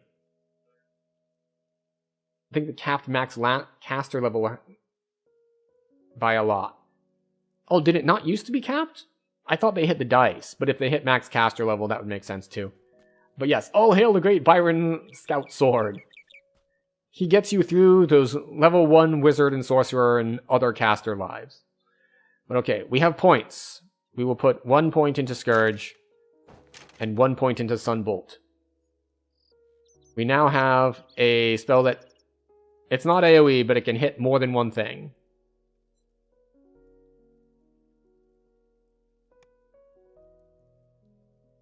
And we have, and as we talked about earlier, 1d6 plus 3 is almost double the average damage, because it's 6.5 average instead of 1d6, which is just 3.5 average. So we now have a spell that hits almost twice as hard, and can hit more than one thing if I line them up. So that was all of Keep on the Borderlands. Question is, do we want to hit Korthos for the favor? And I'm going to say no. I think we're gonna do a little bit of cheating here, and by cheating, I mean we're gonna run Kobold's new ringleader more than once. Which used to be way more effective. They've made the whole repeating quests thing a lot less effective than it was years ago. So there's only a few quests that it's really a good idea at all anymore, but Kobold's new ringleader is one of them.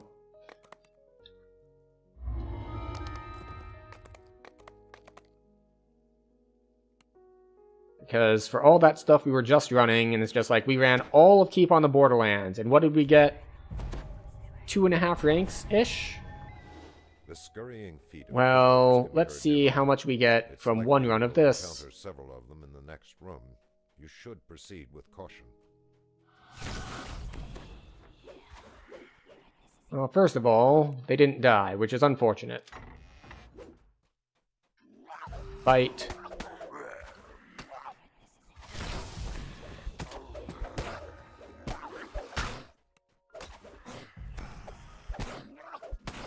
Yeah, screw it. We pull the lever and we try to zap them when our thing comes off cooldown.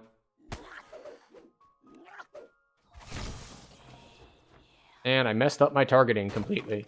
Oh well, off we go. Hello, Shaman.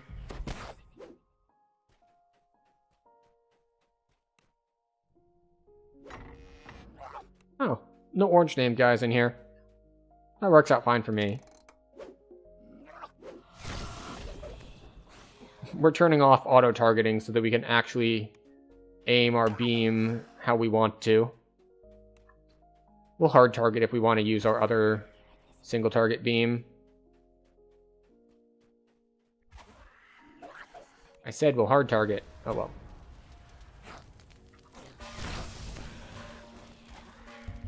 I have better reflex saves than you.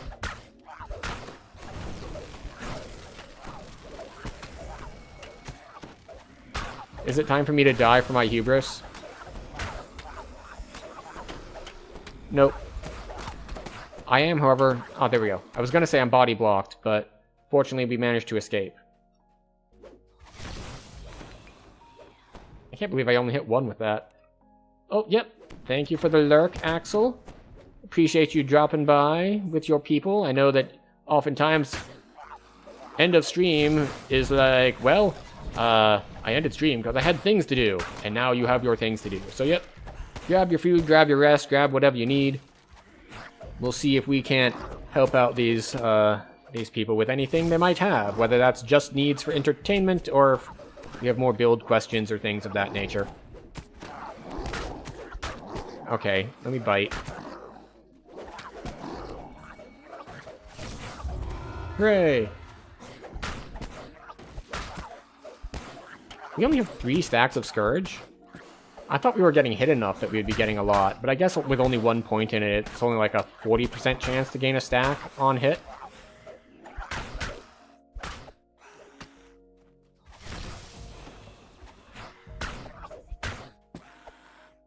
But yes, as I was saying about experience.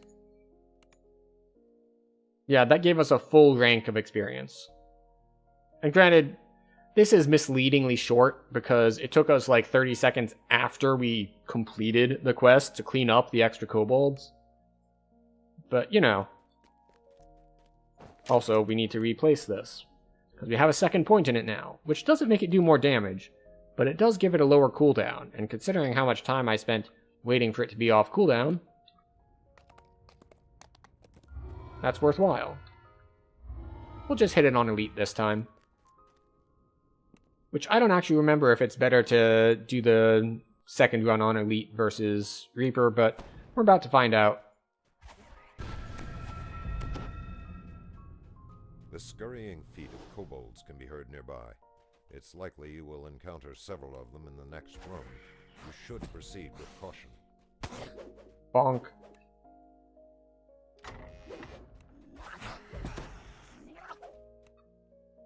Auto-targeting disabled. Only hit 1. Unfortunate. It's okay, though. Maybe they'll group up a little more later. And yes, I know that was a waste, because I knew I was only going to hit 1 guy. Excuse you. I just needed 1 guy to miss there, so that the rest of these guys couldn't catch up.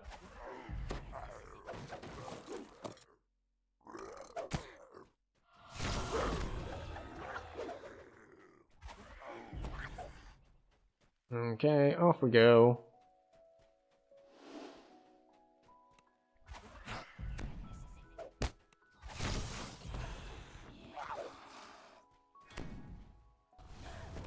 Oh no, 3 damage from the trap.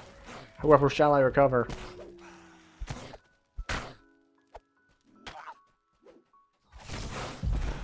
There we go. That was a good AoE.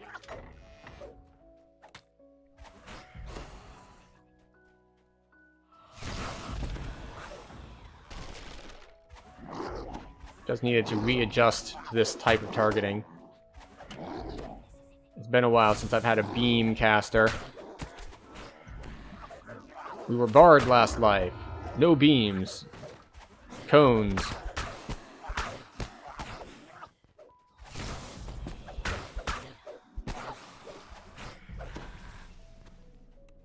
And there we go. On Elite, we got through it in 1:47 instead of 2.5 minutes. And it's still good for like over 3,000 XP. So that's why it is worth it. The question is, how well can we do stealthy repossession?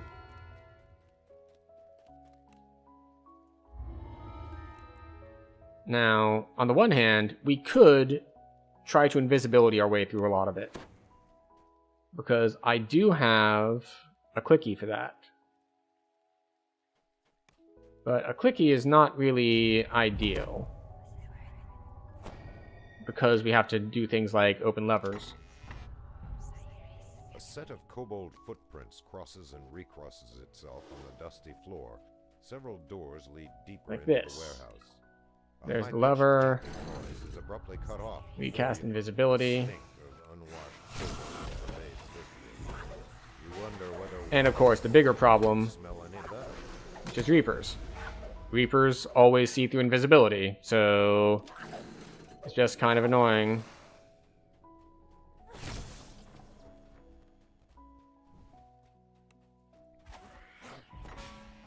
So we can try Stairway to leads down into a lower snipe section of out warehouse. the... Several Wait, is that a... steps are spattered with rust-colored spots.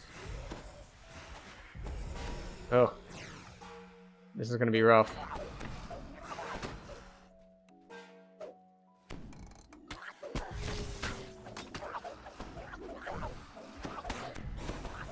Alright. That's a shaman. That's a shaman. Shaman are fine to kill. We don't want to kill the prophets. We have dungeon alert. Warrior.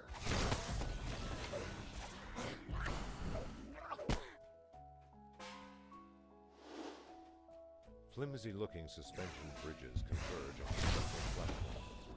There Yeah, this is going to be rough. are rotting slats. We're going to have to snipe some stuff down.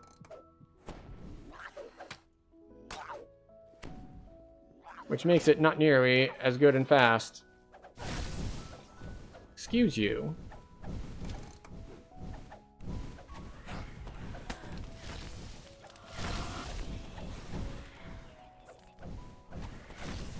Alright. I need it to be not red dungeon alert.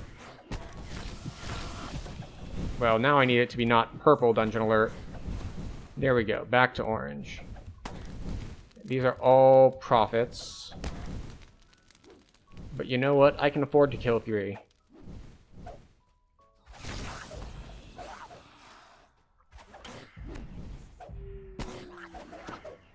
Oh, now the others come down. Okay, I see how it is. Got it. Alright, we're still in yellow, which is not ideal. That's Prophet, that's Warrior.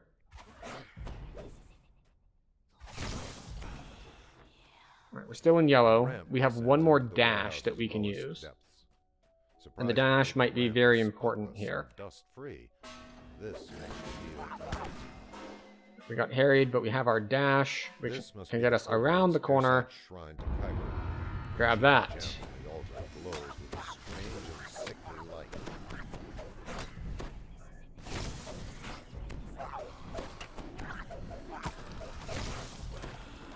How did that miss everything? I swear the fast thing to do here is probably just die. It's probably faster than trying to kill all these things, but you know. Maybe we'll just be picky. Slain too many prophets, thus failed the quest. Yeah, I would be worried about having thus failed the quest if, you know, I had actually failed the quest.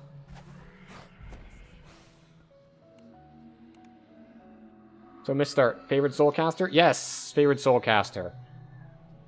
Which we still do not have AoE, except for, of course, a Bolt spell. And Bolt spell AoE is certainly AoE, but it's particularly ineffective here in the early quests because of kobolds. Kobolds are too short. And it just goes over their heads if you don't, like, use weird aiming stuff. Right, favored soul trainer. Advance to the next level. Charisma, next. All of these. We'll put points in jump, why not? Sound burst.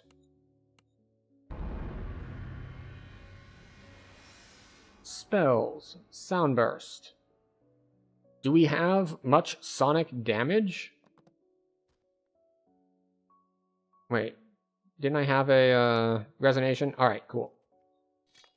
We no longer have a favored weapon on. Do we care though? No. Now we have sound burst. So now we can actually do AoE.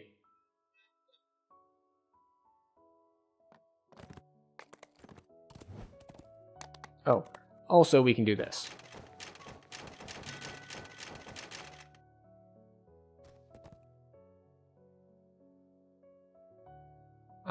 We will take this. Aha! Nice. Belt of shield, just as you were saying in chat earlier. No, I know you're middle-aged. You have messaged me before. But I do appreciate the clarification nonetheless, because while I do remember this time, there are other times that I do not remember. So we're going to try to run through this on Elite. And maybe it'll go a little better this time. Anyone on Thrain want that belt? Oh, they're not even bound? Very nice.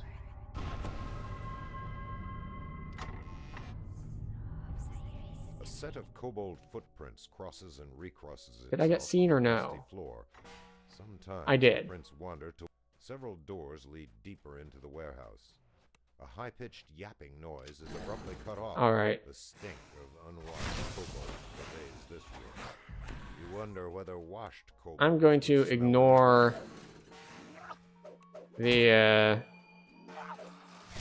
shaman. Normal kobold. So this is how I normally do it. A lot of people want to do this with like invisibility. I've never found invisibility reliable enough for it to really work well for me. So what I prefer to do is run through just sniping single target on everything that I can to keep the dungeon alert down. And it works to a certain extent. Now, if you're less confident, or maybe it would be more confident, there is another trick you can do, which is that in that first section, because you're worried about like aggroing a bunch of stuff and dragging everything to you and so on and so forth, what you can do is you can actually kill the prophets. Because you can kill several prophets before it starts becoming a problem. Like, you don't need to do a flawless thing where you kill none of them, you just need to kill less than 6. So you kill like 2 or 3 of them in that first section, or in this section where I have multiples of them right on top of me, continuously applying slows. And it's like, okay, so I killed 2. That's a small price to pay for getting out of having dungeon alert and guys on top of me attacking me. Oh look, another prophet. Don't care. This must be the kobolds. We walk in, we grab the gem. The cheap gem on the altar glows with a strange and sickly light. We have AoE now. We will bite you. And there we go. We get an extra 200 for killing the rare spawn. But yeah, even on a repeat run, it's still over 1,000 XP a minute.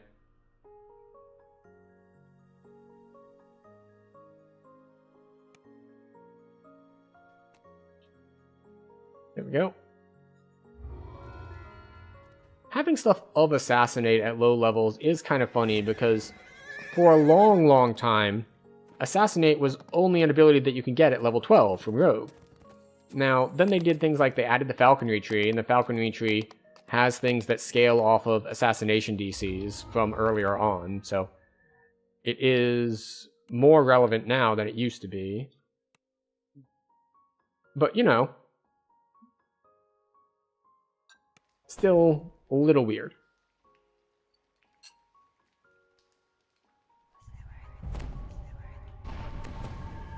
you enter the sewer, Garrison calls from above. Be careful. At the end of the tunnel, you see a makeshift gong and a lone kobold.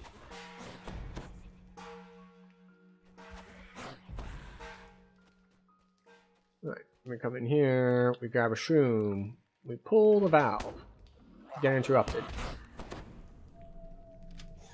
It is going well, retired cleric. How are things with you? We have sought out new life and new civilizations, and by new life and new civilizations, I mean mostly we just reincarnated. And while we are not cleric, we are something close. We are favored soul, which is like cleric, but cooler. Well, maybe not cooler. Fight. Yes, we completed a bard life, and now it is time for something a little different. But I still didn't want to do a full sort of like gear shuffle thing, and as such, we went for another charisma caster.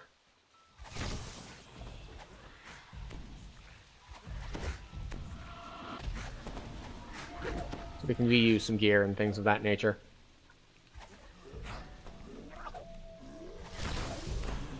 There we go.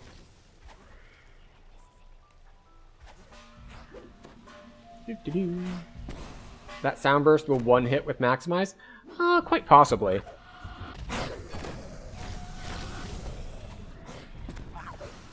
The thing is that we still have a lot of variance at these levels.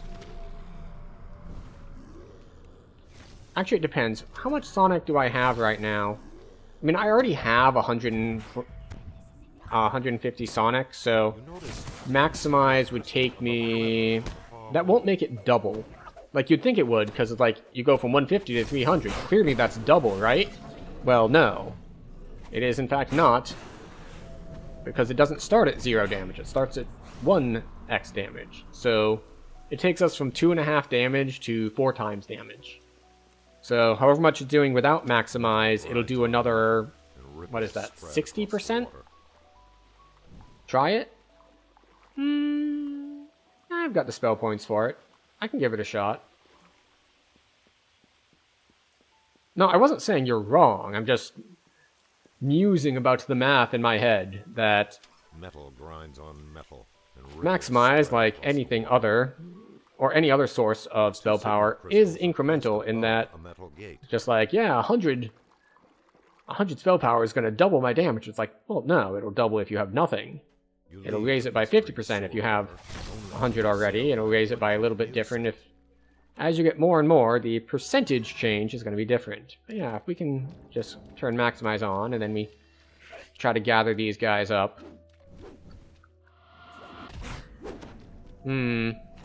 Looks like no. The answer is it will not one-shot.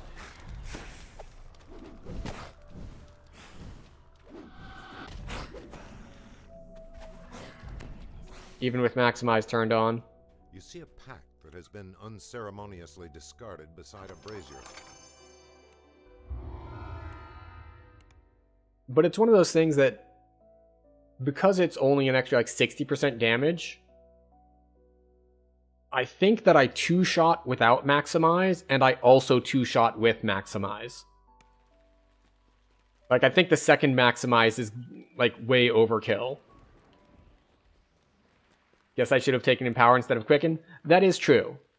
That would make it so it would probably one-shot. But, you know, hindsight and all that. I'm not too worried about one-shotting anyway. It would be convenient, I will admit, but we're still going through stuff pretty smoothly now that we have any source of AoE. Plus, you know, I can throw in lightning bolts as well. The air reeks of rotting meat.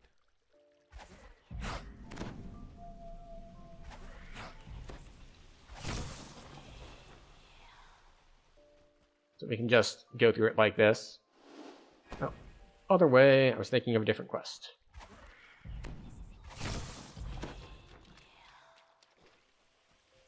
The floors, walls, and ceiling drip with ooze. It quivers as you approach, perhaps in anticipation. Just full on whiff that. Oh well.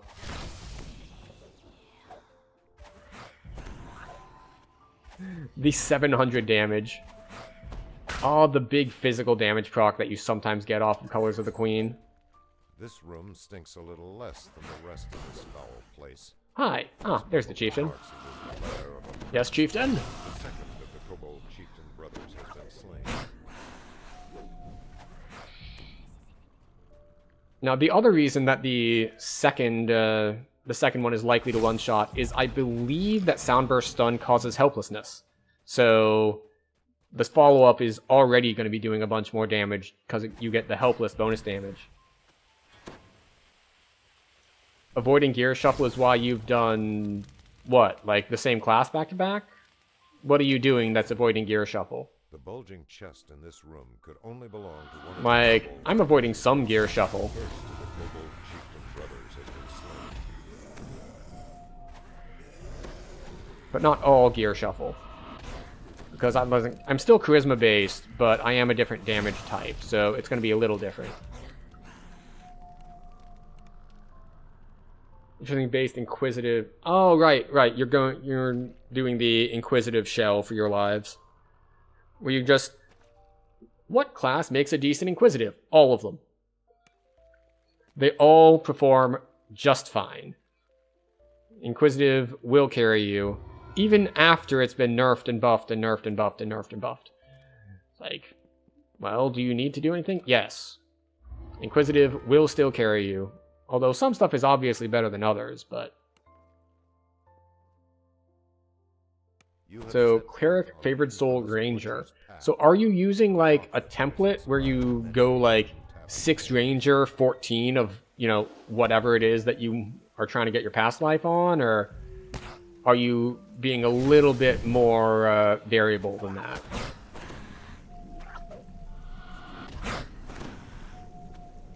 Huh.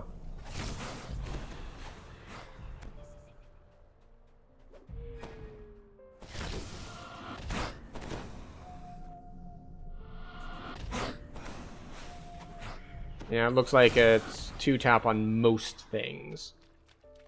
You did a Favored Soul Inquisitive Life, worked well. Yeah, I actually did one of those a while back as well. I remember it working pretty well also. It was long enough ago that it was both before the most recent Inquisitive nerfs, but also before the Inquisitive buffs before then. So, I don't know where the relative power of that Inquisitive Life was in the overall Inquisitive lifespan, as it has gone up and down and up and down and up and down.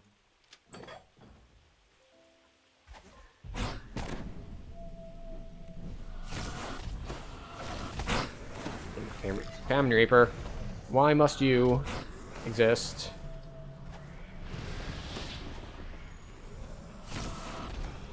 Go.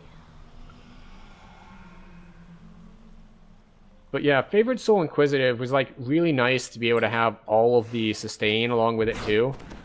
It's just so much convenient spells and buffs, and then you just hit no holds barred and everything vanishes. I lost a hardcore character to a... I was going to say Polar Ray, but that's not right. A Ray of Frost from a Reaper right there in one season. Which is funny because, you know, it's not a real big setback. Because if you're dying in the harbor, it takes almost no time to just remake a character and get it to this level. But I just still remember it happening. More variable, wanting to ensure you had evasion and trapping, and at least a capped use of Rune Arm.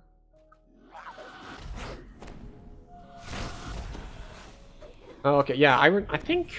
I don't remember for sure, but I know that for a couple of my Inquisitive lives, I did do the whole, take a 2... Why am I blanking on the thing? Artificer. A 2 Artificer splash for, like, Rune Arm usage. It's just so nice because you get the Rune Arm damage on every hit.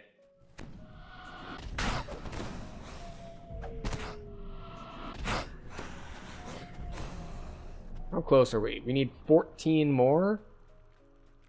I think we'll get that. We might need to stop to kill these oozes, but I think there are 14 between me and the end.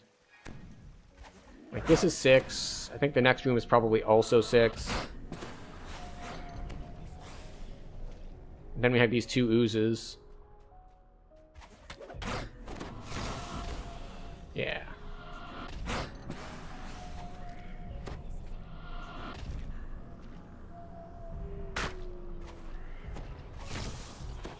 There we go. Exactly 80. Perfectly calculated. But yeah, rune arms are super nice for the on-hit damage with things like Repeater and Inquisitive. You have walked the Butcher's path and lived. No easy feat, even for the bravest of warriors. But yeah, under 4 minutes, like, what is that, 6.5k experience? We're skipping the library because I don't have evasion or anything, and I don't feel like tanking that much lightning damage.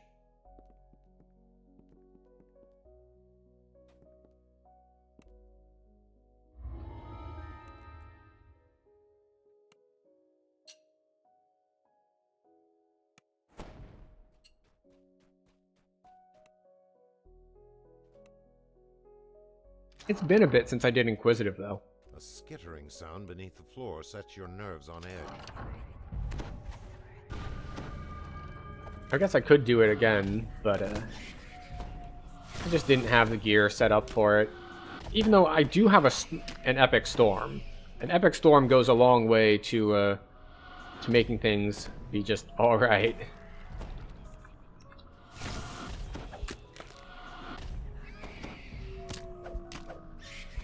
Bonk.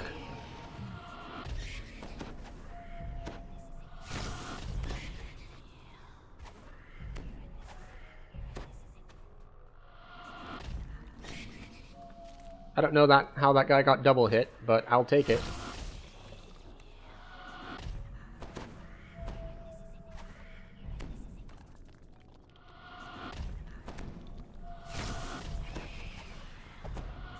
With a final spasm, There we go. the last scorpion collapses. We did not get any Reaper spawns, though, so we don't get any Reaper XP for this quest. We're missing out on, like, 150 Reaper XP. It's awful, I tell you. Just the worst.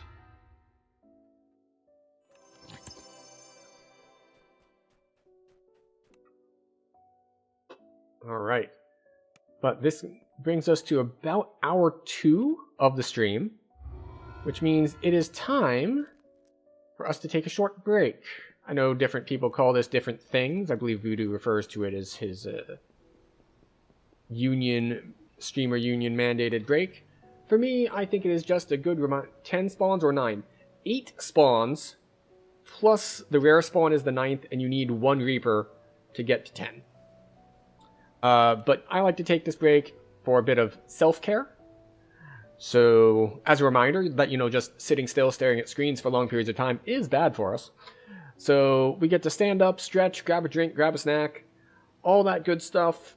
During this time, we do not play the game.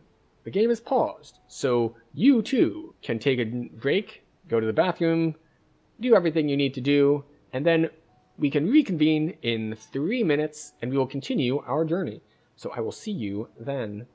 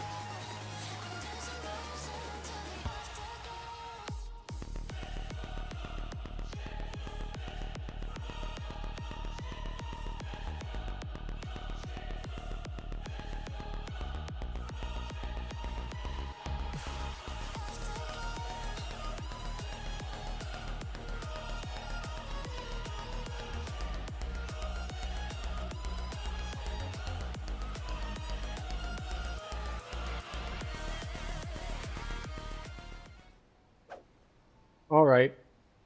Why am I getting Uno reversed? Also, thank you for the raid, Neutral Agent. How are you doing? I hope your stream went well. And you tend to do very long streams, so of course if you need to step away to take a break, grab food, drink, all that good stuff. Excuse me. The Uno worked to bring me back. Ah, I see.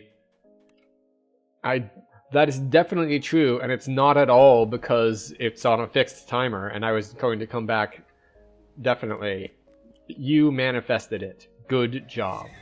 But yeah, what were you up to? Were you, duoing again, or is this a solo sort of night? We have just reincarnated. Well, just reincarnated is being stretched a little bit now. We're up to level 4. Across the room, you see an iron We're doing our Dhampir racial lives. So, last life we were a bard. This time we wanted something a little different, but still a charisma caster. So, we've gone for a favored soul. And it's going alright for us so far. It was a little rough for the first 3 levels, because we didn't have any AoE, but we now have Sound Burst. So it is too early for you to be tucked in, and I let you out, like, an hour and a half ago. You're going to have to wait for whatever it is that you need. But yes, I hope you had a good time at the very least. Good, successful stream. Men making his way down the tunnel ahead. He hears you approach and starts running. I'm being booped. It happens. At least it's not Betty doing it. Oh, you're gonna try this side. I see how it is. Finish Don't Drink the Water with you, Sky. Gonna be most likely doing Shinderin and Demon Web tomorrow. We're doing some WoW for that. Aha! Ah, the WoW. It has been a long time since I have done the WoW. But I have done a lot of it. Also, did I manage to get lost in a quest that I have done, like, 100 times or more? Where the hell am I going? I got distracted and now I'm lost. How unfortunate for me.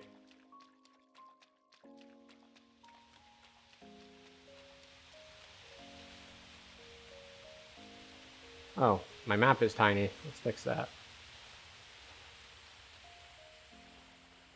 Gotta get ready for the neutral leveling. Ah, I see.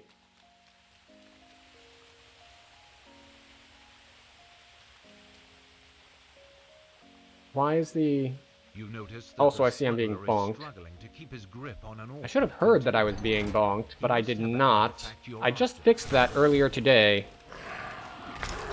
And I tested it before stream, so I don't know why I would not hear the bonking. Oh, when you level without being Alliance or Horde? Is there a way to do that now that is not incredibly tedious? Because I know there was a way before that you could be Pandaren, and you level entirely with gathering XP, because eventually all the stuff will be too low level.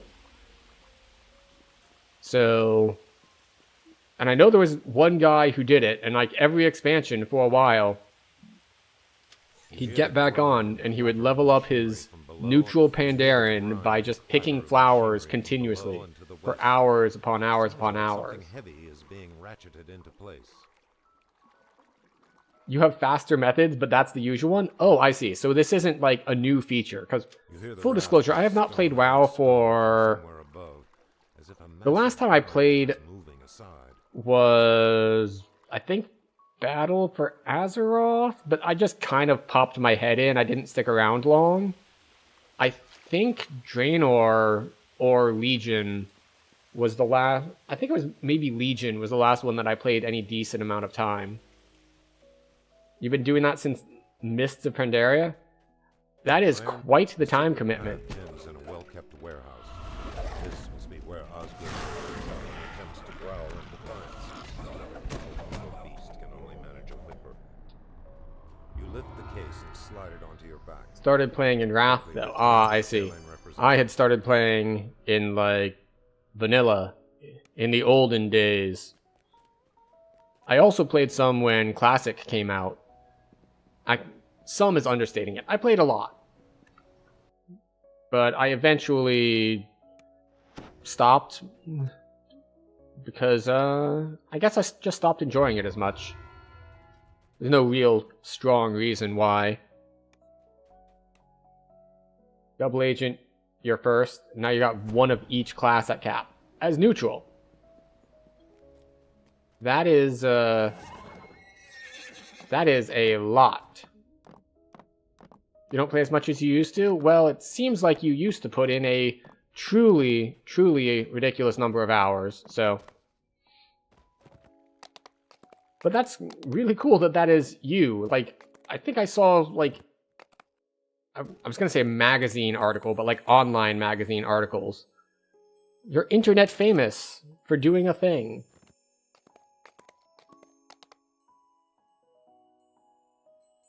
Unless those articles were on a different guy, but you said Double Agent, and I'm pretty sure that was the name, but it was a while back. I might be misremembering.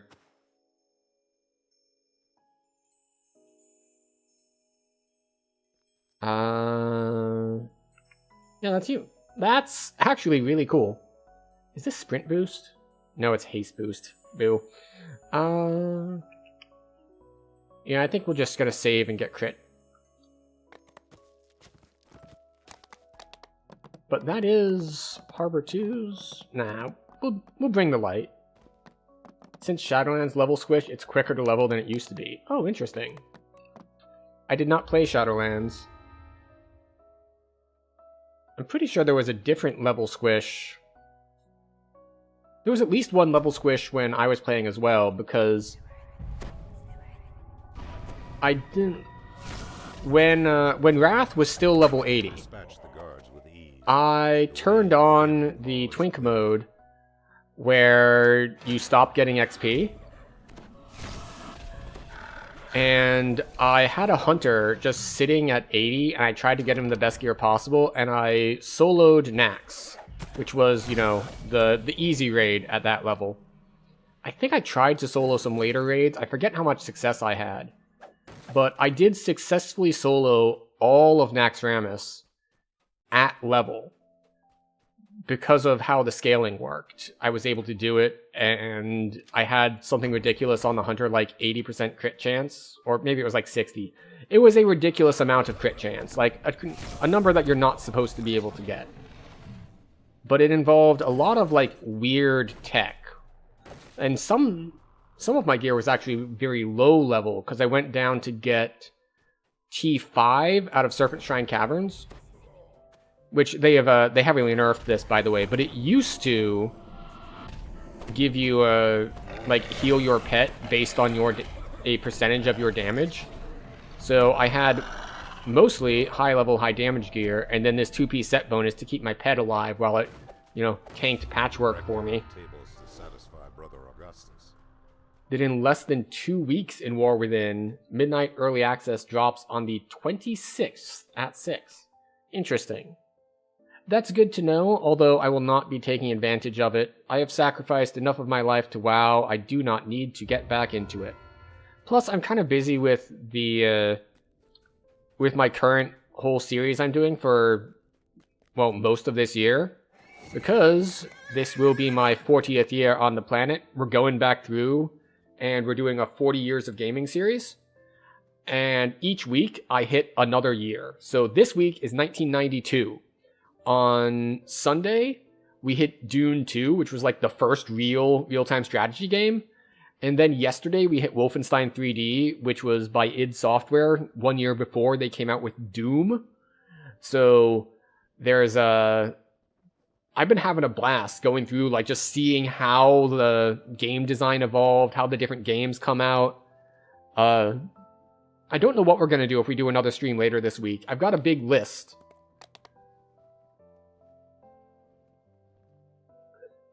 They removed Arcane Explosion? Entirely? Surprising. Did I hit any of the old Might and Magic games? Yes. I hit Might and Magic 1. I'm unlikely to hit another Might and Magic game because having hit Might and Magic 1, Hitting sequels is a bit rough just because they're competing with so much else that I want to get to. I will also say that I did also hit King's Bounty, which is the precursor to the Heroes of Might and Magic series by the same people who put out Might and Magic, but it plays very differently. It's gone. Apparently some AoE Hunters had was also taken out. Interesting. You played Might and Magic 2. Aha. It took me forever to figure out Might and Magic 1 because I guess I missed that part of the manual. It was like, there's got to be something I'm missing here, and I eventually found a part that I had missed in my initial reading, because with these old games, there's a lot of stuff that is in the manuals. And so we've been looking at the manuals, and it's been great going through them because a lot of them have extra historical information and all sorts of just cool stuff in them.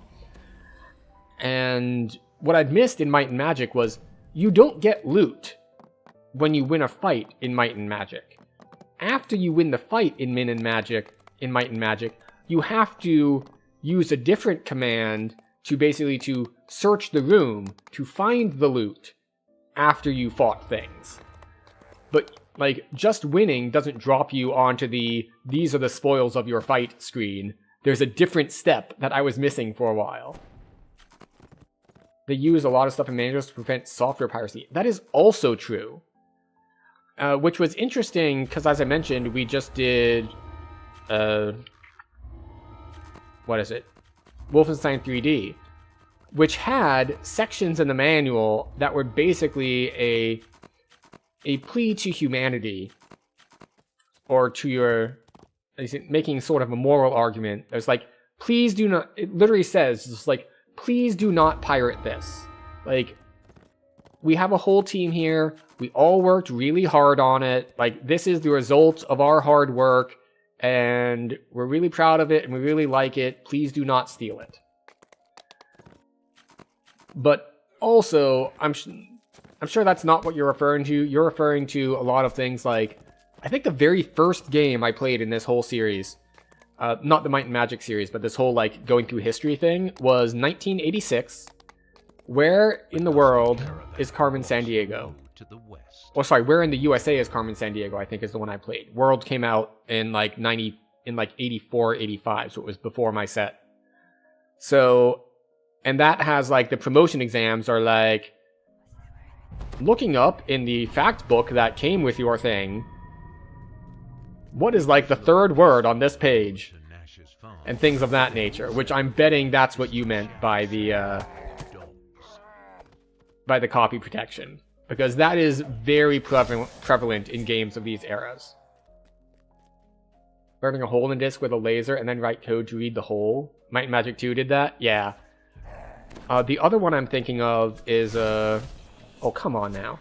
I lined that up and then, it ran into something weird.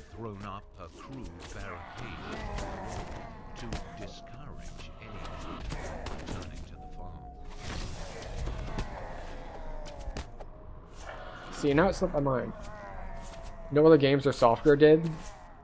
Oh, the burning a hole in the disc, physically damaging the disc, and writing your stuff to just work around it? Because that seems pretty wild. But yeah, the information check of you must know this weird information that is in the manual, that's something that a lot of games did.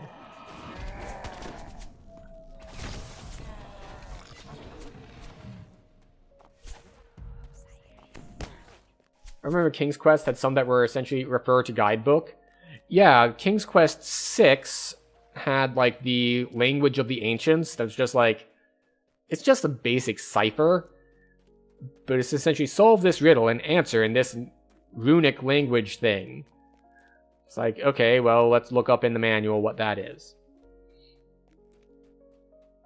And the other thing from this era was not necessarily an anti-piracy thing, but in the same vein of not necessarily game design principles, but just ways that games got to people, is now that we've gotten to Wolfenstein 3D, we've entered the shareware era.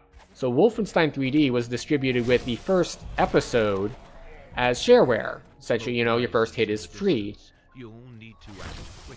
save Nash's house. Then if you copy the disc, the hole was on there, so if they didn't work, it had stock market simulations I bought on a Radio Shack Tandy computer that read something from the BIOS. So if you copied it and gave it to someone with that computer, it wouldn't work. Interesting. Very creative back in the day. It wasn't all just like rootkits, give me full admin access to your PC. Then again, I guess they didn't need it as much because back then, you pretty much always had admin access to your PC. Well, for like home PCs. Obviously, if you were working like mainframes and Linux and Unix-based distributions, they were a little bit better about their security.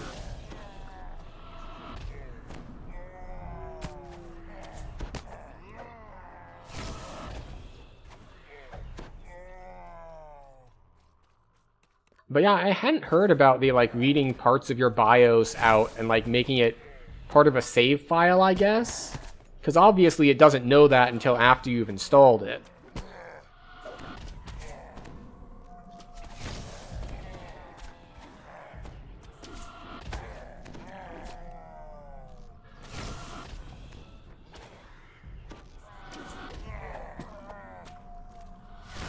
Oop. And there's something interesting I found out about the save structure of Wolfenstein 3D, which is that it essentially has save states. Like, it's super punishing. Like, you can get full health, max ammo, all the weapons, and then you die, and it's just like, congratulations, you have 8 shots with a pistol now. Have fun.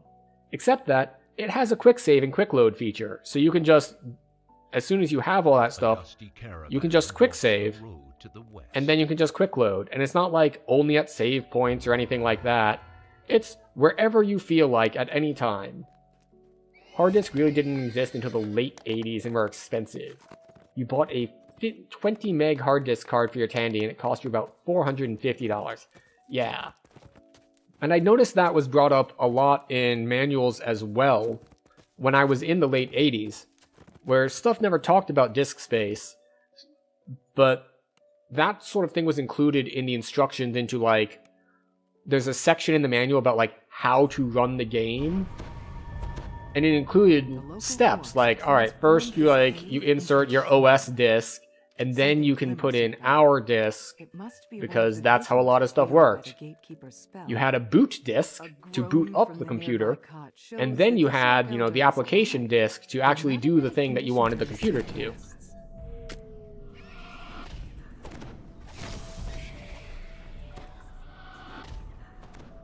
So that was definitely a thing. Excuse me, Plague Reaper, please go away. And by go away, I mean die. Thank you. Thank you for being so understanding.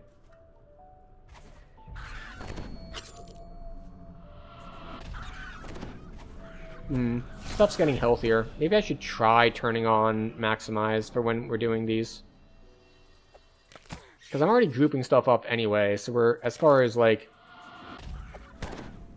mana efficiency and all is concerned, we should be pretty good.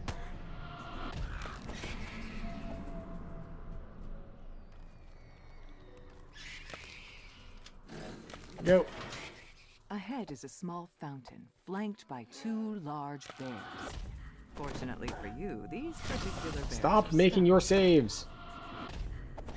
Thank you.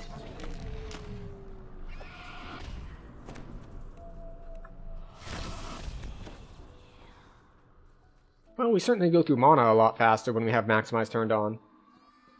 But yes, I have noticed a shift in games as I've gone from the mid-80s, now that we're in the early 90s, that the manuals no longer have sections about, like, how do you boot into the game. They have sections on how to install the game. Which is a subtle difference, but one that I have picked up on. And it's just been fun going through stuff over the years and seeing what the differences are, and, like, when different aspects of, like, how games work became a thing. One of the big ones has been control schemes. Because for a long time, Like, things weren't standardized. Nowadays, if you load into any game that kind of looks vaguely like DDO, Blocks your path. they're all Decorated going with to... masks and totems. You can basically sit down and you can confidently say it's like, alright, well, I've logged into the game. I'm in the game now. Now what I need to do, I need to move around. Alright, it's time to hit WASD. Everyone knows it. It's standardized. The player knows it. The game designer knows it. Everyone's on the same page.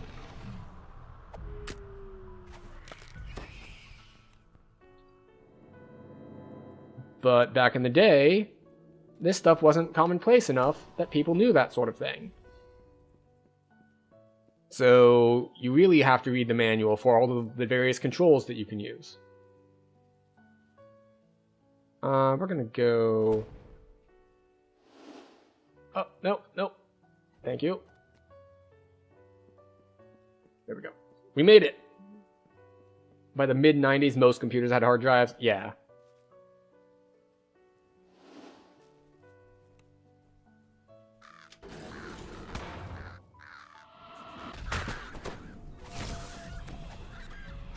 I am, however, still at the early 90s phase. As I mentioned, we were on Wolfenstein 3D, which is 1992. It's going to get really hard to narrow down the games on the list once we get to It seems that the final later resting place of and the later Orc years, is a watchful because and hungry there's certain years that just have a ton. Windows was sitting on top of DOS early on, and there was a memory leak that could be used by the system. Or, sorry, memory limit to what could be used by the system. Yeah. I mean, this happened in later stages as well. Like, the shift from 32-bit to 64-bit freed up a lot of space for memory.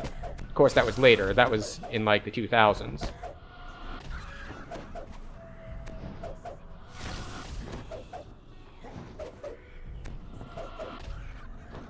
But it was a thing. Well, that took forever to kill. You found what the initiate was sent to retrieve. The skull Was that a of the 2400 Orc. damage proc? Possibly. What's I did not sent see the it. initiate to If plunder it the was, sacred there is site? a, And why? let me look through.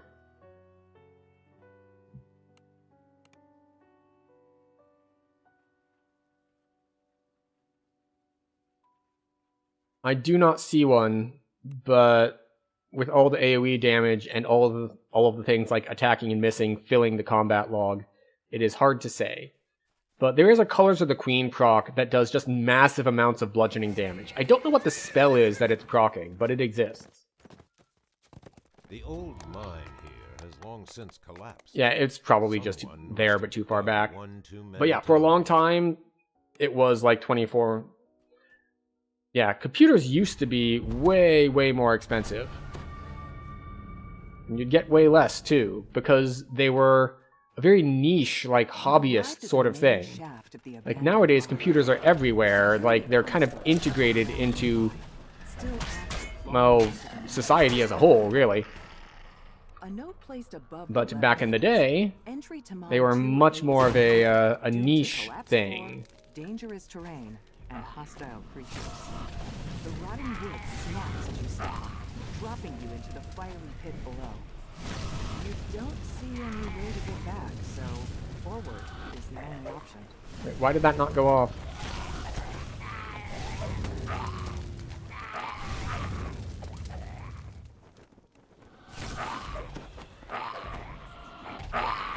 There we go.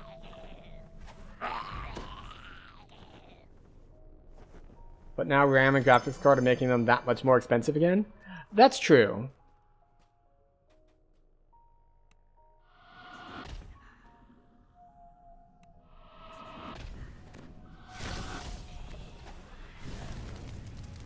Yikes.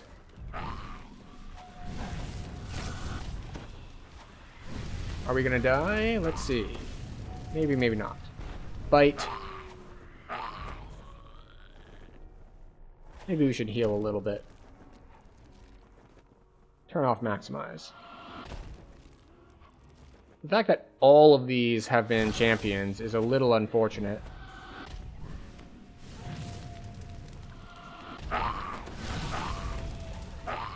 Just like, hello, would you like to take 30 damage? No? Too bad! It is nice that there's always been like one Mephit left over that I can bite for some healing. Oh look, another Mephit.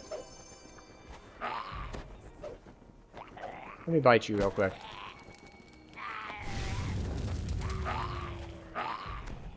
Excellent.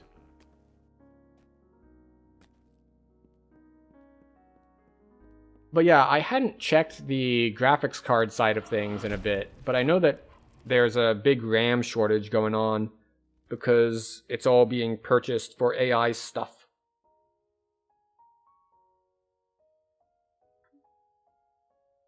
But the on the topic of system requirements, it was interesting. There was an old flight sim that I was doing, A10 Tank Killer. Technically A10 Tank Killer version 1.5, which is the remake.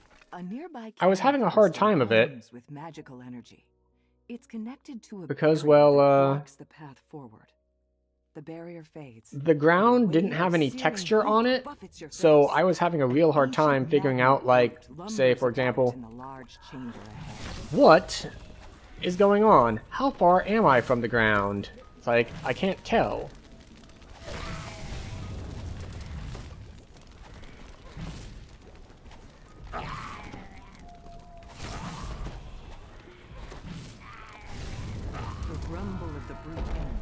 Leaving only the sound of its magma flowing into the pools below. You bend over and pick up a brightly pulsing chunk of the creature.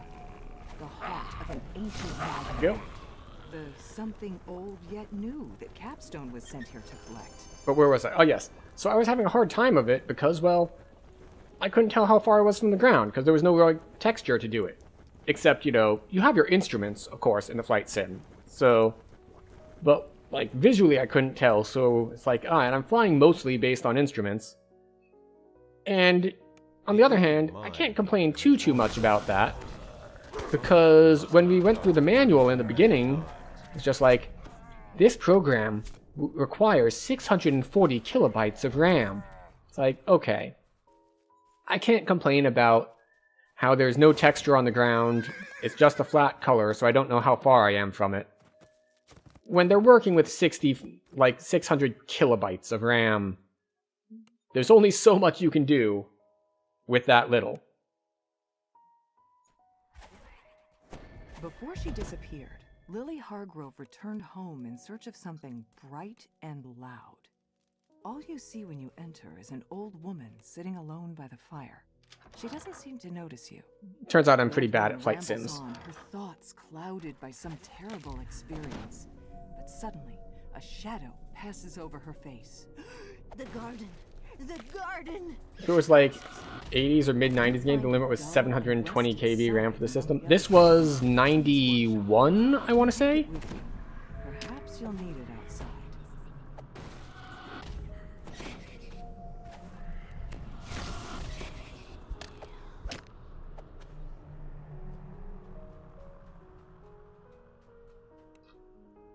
It was either 90 or 91. I think it was 91.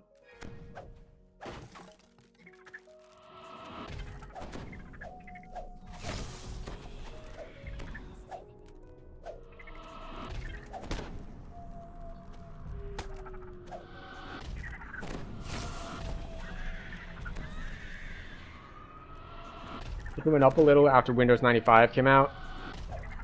Possibly, because we're talking about the architecture changes, yes? Like when it went from 8-bit to 16, and then 16 to 32, and then 32 to 64.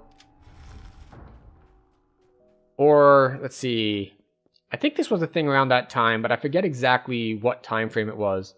But you would get like an extended memory module, also known as EMM, extended memory module. Monsters have taken up residence in this musty cistern. As you approach, they spring from the dirt and attack. You lived through all that when you graduated high school in 75. PC were not even a thing. Yes.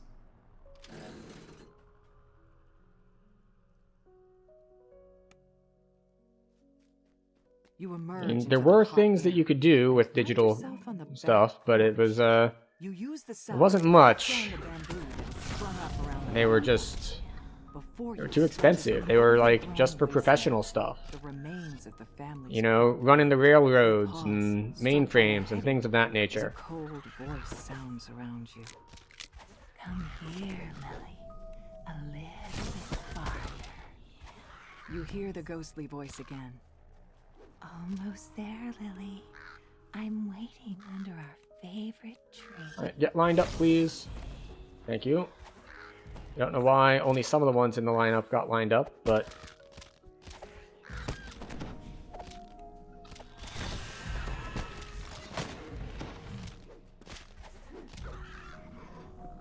Alright. Got rid of them. We'll heal up Lily's while we family wait for them to turns in talk. surprise to see their estranged daughter. They notice that something about her seems wrong. I forget when we had a computer growing up. I remember we had just a little thing with like the big floppy disks, not like the 3 inches, like the 5 1/4. Rosemary and Sage. It had two, and you play things like Songs are mine now, Rose! Lily says. You'll all see. My voice will like Reader set the Rabbit world. and things of that nature. It was all like edutainment stuff, because again, I was very young at the time. When the vision fades, an incorporeal They had a figure time with appears 8-inch before you. discs. Of course. There's always a bigger one. And now look what you've done. You want my songs? Come and get them. I should have turned on Maximize before this fight. Lunges toward you. Because we're at the end of the quest. I was going to have enough spell points to do it.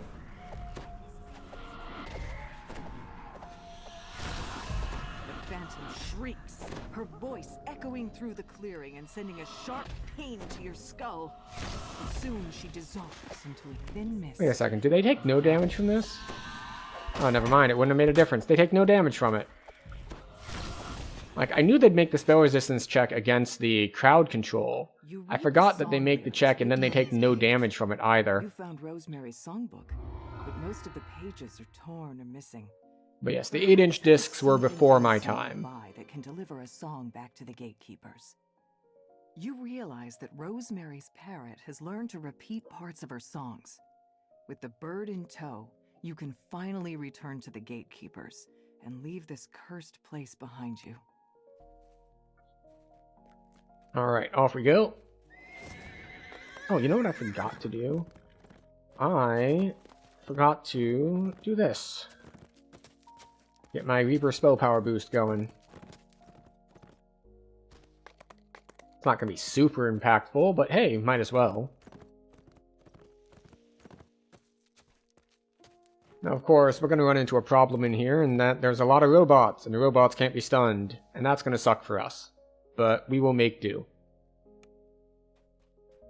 You've entered the ruined temple by its long-abandoned With one of your first ship when you were in the Navy, I had to send a bunch of paperwork to be able to junk it. Sacred bounty. It's time for you to figure One out what? just One that like is. This otherwise that took tranquil 8-inch ship discs? is tainted by the telltale scent of blood. Well, of course you had to do all the paperwork to junk it. They're not The gonna air just grows throw it more out. humid as you That's approach valuable the and next expensive. chamber. Even if it is outdated and not useful anymore, it was expensive and useful when they bought it. So, you can't get rid of it, ever. Military are basically just hoarders. A faint clanking can be heard echoing down the hall. Why is the sound of ears heard inside a temple devoted to the goddess of nature? Right. More maximized sound bursts. More maximized sound bursts.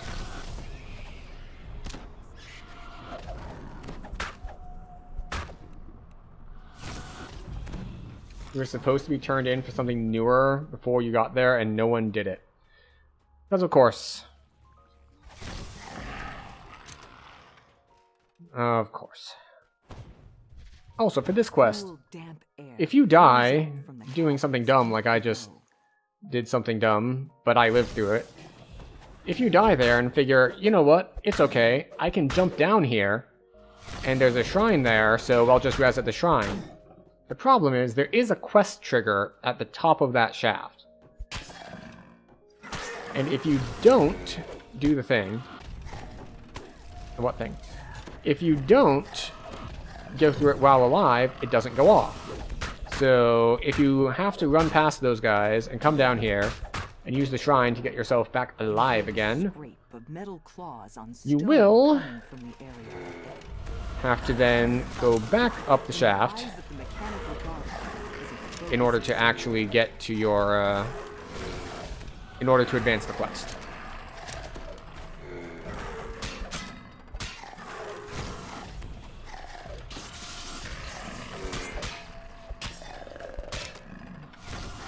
I found that out by making that mistake.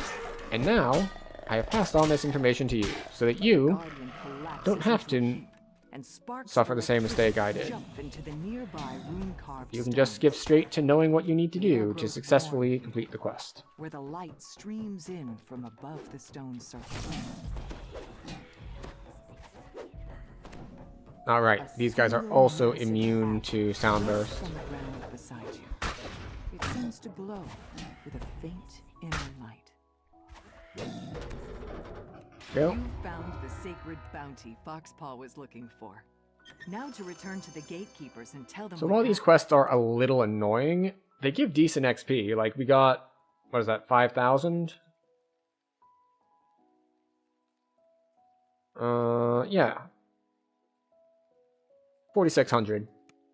But it only took us 3 minutes, so got that going for us, which is nice. And this quest is the one that I was talking about earlier in the stream, where I lost a hardcore character, because one of the guys just randomly fireballed me for over 100 damage. Fortunately, we can survive that on this character, because, well, we have a lot of past lives, and we have Reaper points, so we're going to have even more health once we get inside.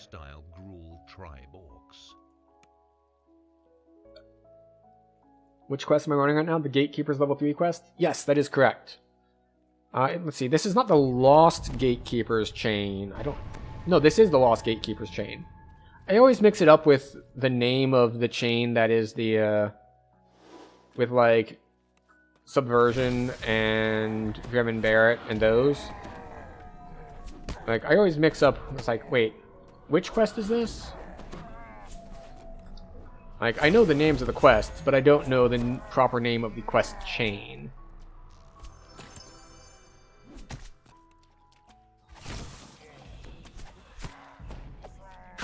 $240 damage proc for no apparent reason. The only one I think is annoying is the last one in that chain. What, the one in the house? The tribe has transformed the 2 islands in the center of the river into a fortress. The orcs must be holding the captives at the very heart of the complex. I guess it depends on which route you take. Somewhere atop the small island, a deep orc voice barks. Yeah, the one in Hot from Beyond. Yeah. So it really depends on which route you take. I go with the simple route of, here, what are we here to do? We're just going to kill everything. Okay. I don't know if it's the fastest way to do it, though. Like, I think some of the puzzle ones are actually probably faster. But the simple just kill all the undead one is the one I usually do, because I just find it the most straightforward.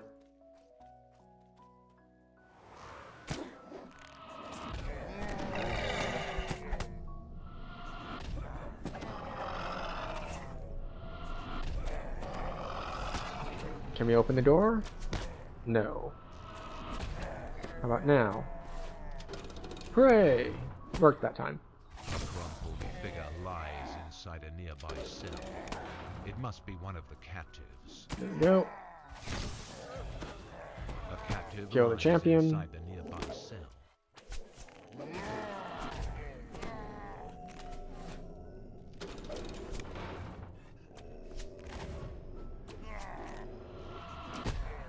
Throw some more AoE. Wake up this dude.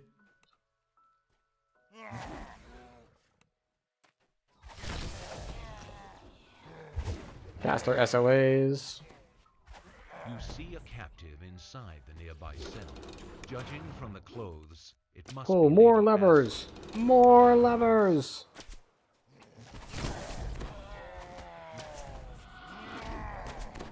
So much XP available, you can skip a lot of things. Ain't that the truth? You can really pick and choose. Like, there was a time when something like Catacombs was very commonly run, and now there's just like, I would rather hit these and or Salt Marsh. So I don't hit Catacombs.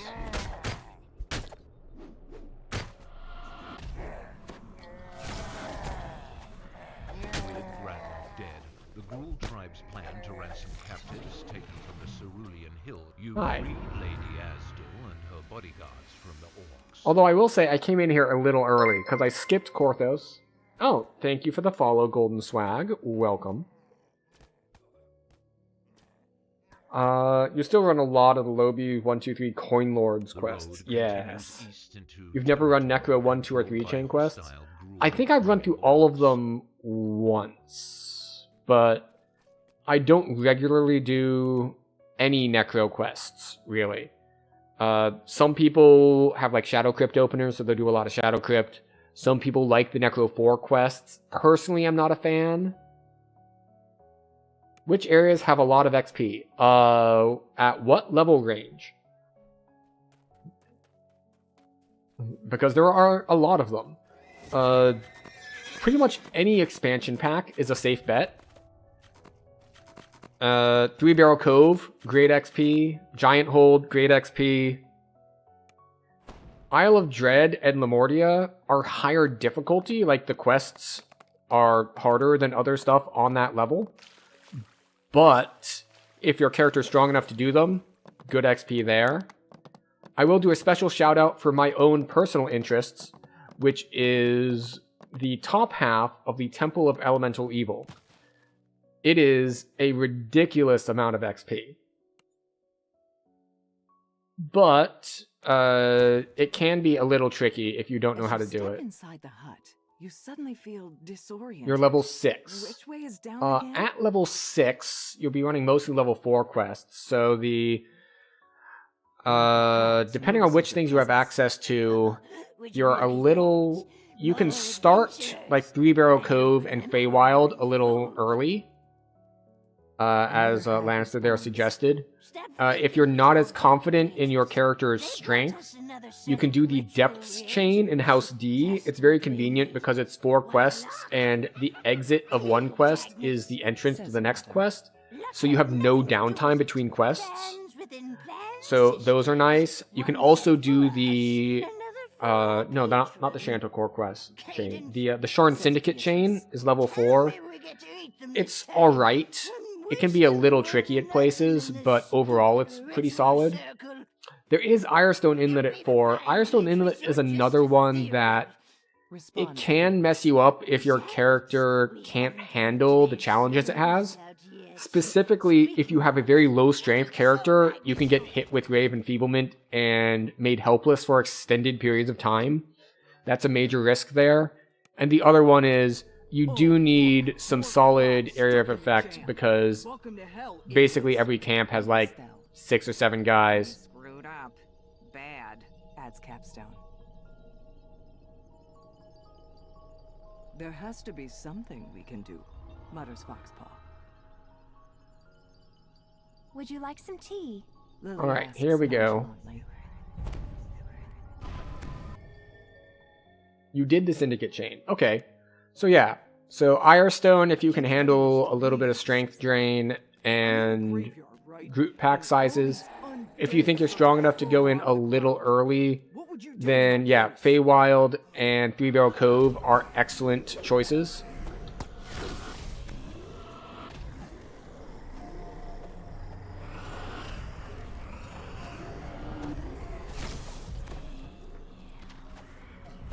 And yeah, that should be more than enough to get you what you need. If you do Feywild or Three Barrel Cove, that should be more than enough to get you to level 7. And then you can do the other one to get to the next level. Where's Feywild?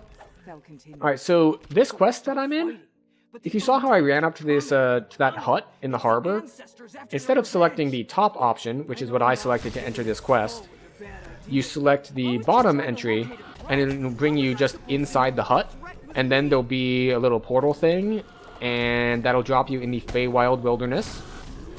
And the Feywild Wilderness, you're going to run through there until you get to Wernwood Hall, which is where all the quest givers are.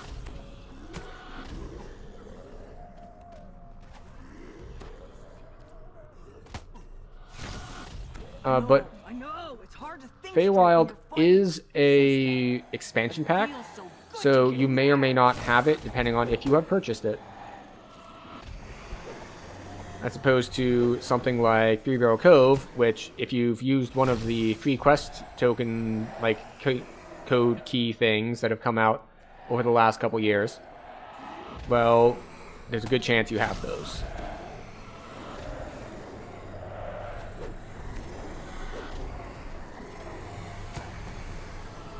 I have a temper.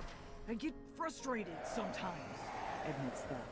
Is that what the hag's counted on? Am I just a mad dog tied to their leash?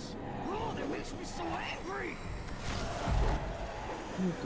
You don't sound it. Okay, then yeah, Three Barrel Cove is going to be your best bet at that level range. If you already did Sharn Syndicate,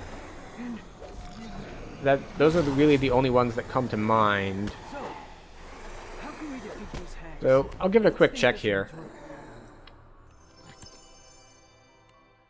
But let's see, level 4 quests. You're a little high for it, but you didn't do Waterworks. The second half of Waterworks is level 4. The new Wayloon quests are level 4. They're a little hard, though. I don't know how they are on XP. But they have some decent loot in them, which is nice. So those are in Wayloon. Catastrophe is another option. It's okay. It's not amazing. That's in the marketplace in the northwest. Great XP for the level 4s, the new Wayloon quests. I haven't done them. Well, sorry, I've done them, but I haven't done them a lot. Then yeah. Yeah, if you've already done Shantocore, then these are the depths chain that I mentioned. Stuff of that nature. What's the deal with you? Your soul isn't all transparent like mine. Fel says. He leans closer. Hey, what did you do? The hags. Maybe I should head there. Although I am level 4, so I'm still very under-leveled. I should take level 5, though, and put on my Feywild gear. Focus on the spell. It's just an ear. Let her rip. Says Beatrice. But you're even a little bit. Let's see if we die. We probably don't die, but who knows? All right, no plan. Beatrice, eat them. Cadence says. Eat them all. Do you talk to the... Alright, so for the depths chain, when you walk into the inn, you're gonna turn right, and there's gonna be a group of 4 adventurers sitting at a table, and the adventurers will give you 1 quest each. By the likes of you. Cadence bemoans. I don't remember them hitting that hard, Drops to the ground, but yeah. turns to dust. Agnes collapses, groaning. You got me. Then she poofs into a cloud of dust. Will you hurry up? We're on a ship. But yeah, Cadence you go to reappears House on D, tree stump, there'll be an inn, disappears and just as then at the inn you will turn right, and there'll be 4 adventurers who are just quest givers who are basically like, we failed at these, you take care of it. and scatters And then you do, and then you win.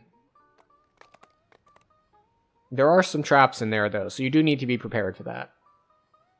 Yes, next level is Favored Soul. We take these points, we take these points, we take that point. Yes. We take... What's the most common that I need to deal with?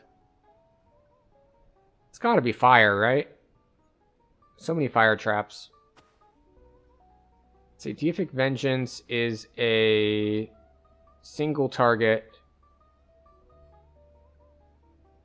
that really hits undead harder.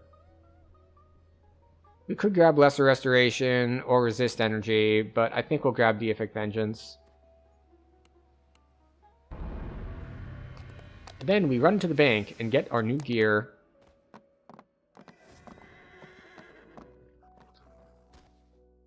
or we lag slightly and fall off the ramp. That works too. So we will go upgrade our gear, and then we'll head to, I want to say Salt Marsh, probably?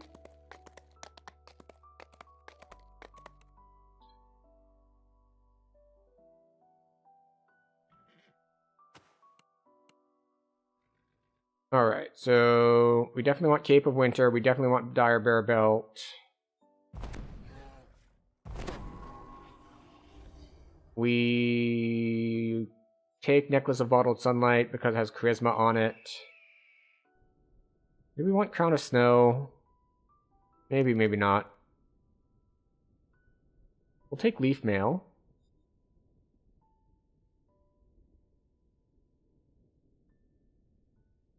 We'll take Dead Ringers. We'll take Green Dragon Scale Belt.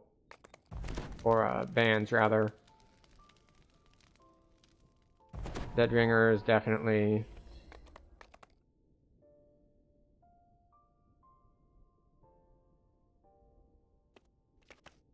That Bottle Sunlight is also, it has a nice spell on it.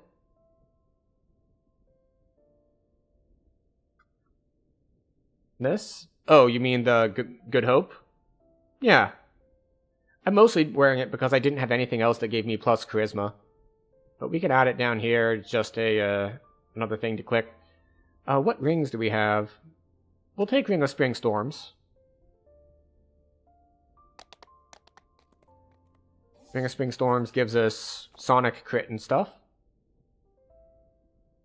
And then...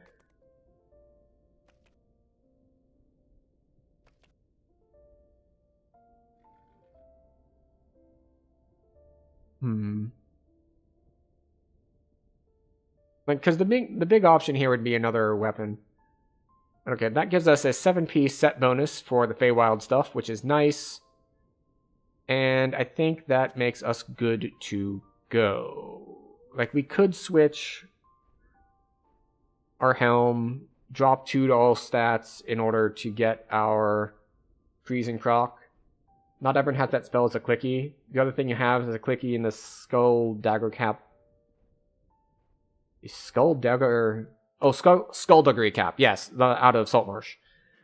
Yes, I have that. No, I do not need it because I am in undead form from being Dhampir. So I should be immune to energy drain as undead. I think. But yeah. I think we're good to go to head to Saltmarsh now. And we have points to spend. But for a newer player, that is something for them to consider. Yes, absolutely. If you don't have undead form, it is very nice to have Death Ward. Although, it's not really necessary this early. Like, you're not going to run into anything that's gonna level drain you yet. But it's very good to have on hand for later, because there will be things that will level drain you later. Gonna get more crit. And one more action point. I'm wondering if I should start putting, like, a little bit into here. It's less appealing because I have the undead form, but we'll put a second point there.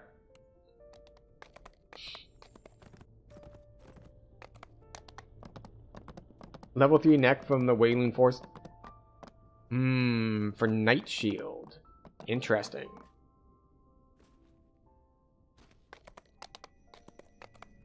So let's see.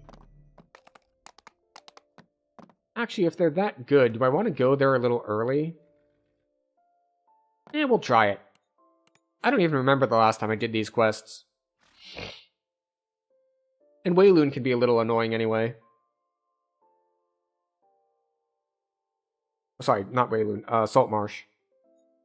I did all of it last life, but it has a little bit of a problem where some of the quests are pretty good and others are less good.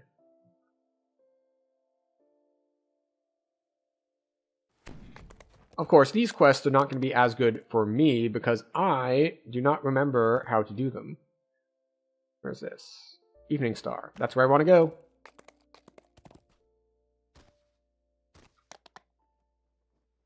It occurs to me that I did not need to do this, and also I should have just gone directly to the Wayloon docks.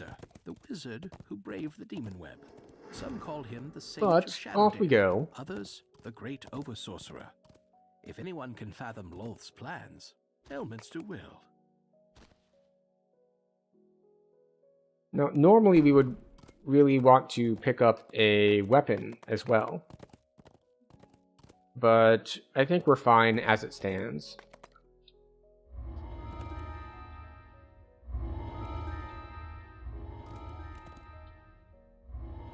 Which house do you need to go to? For the Depths Chain? House Beneath, also known as House D. Alternatively, if you wanted to do this set of level 4 quests that I'm about to do, then you head here, the same way I headed here. Either, like, if you have VIP, you can take that teleport I did. If not, there is a portal to here in the Gatekeeper's Grove.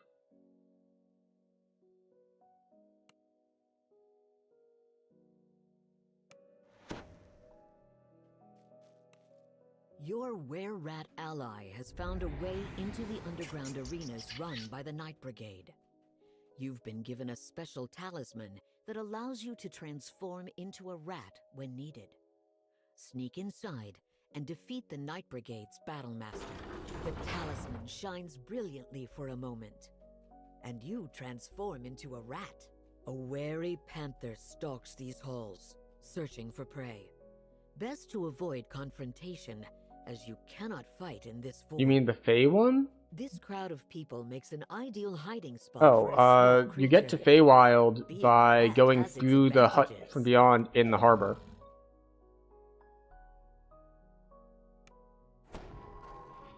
The rat talisman shines once more. So that hut that we were just in. To your normal form.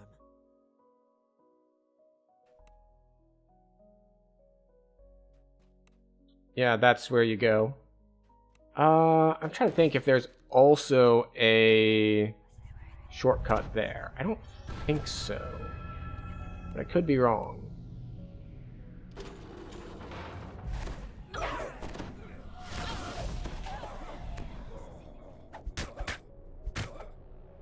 Fight.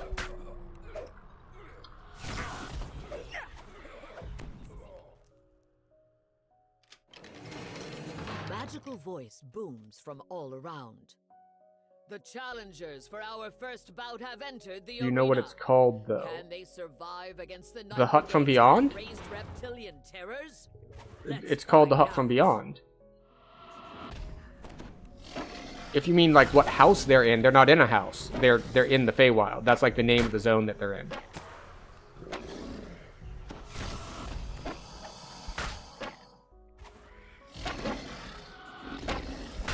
Oh, the inn? The inn in House Beneath? I do not remember the name of the inn in House Beneath. But if you're talking about the Feywild, the name of it is the Hut from Beyond. And it's in the harbor. The second arena. Was this victory true skill or dumb luck? Only time will tell. Ads popped up. That's unfortunate. The newcomers to the second arena. Their opponents this time are straight from the snowy peaks of the Stormhorns, a band of fierce and deadly orcs. May the most brutal fighters win.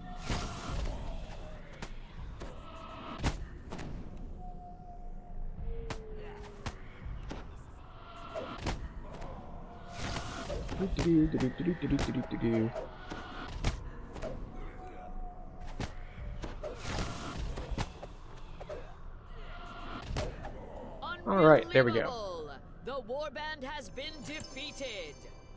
There will be a brief pause to give the newcomers a chance to rest and wash the blood off their blades. But the question remains, do they have what it takes to make it all the way? Night Brigade lackeys guard the door leading further into the cave system. So far, you've played their game. Now, it's time for them to play yours. Alright. Charge of the Night Brigade. That's definitely what this is.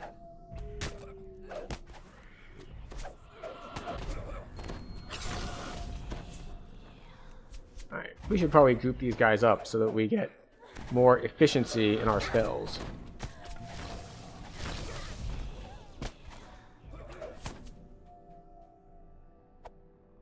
Yes, we made it.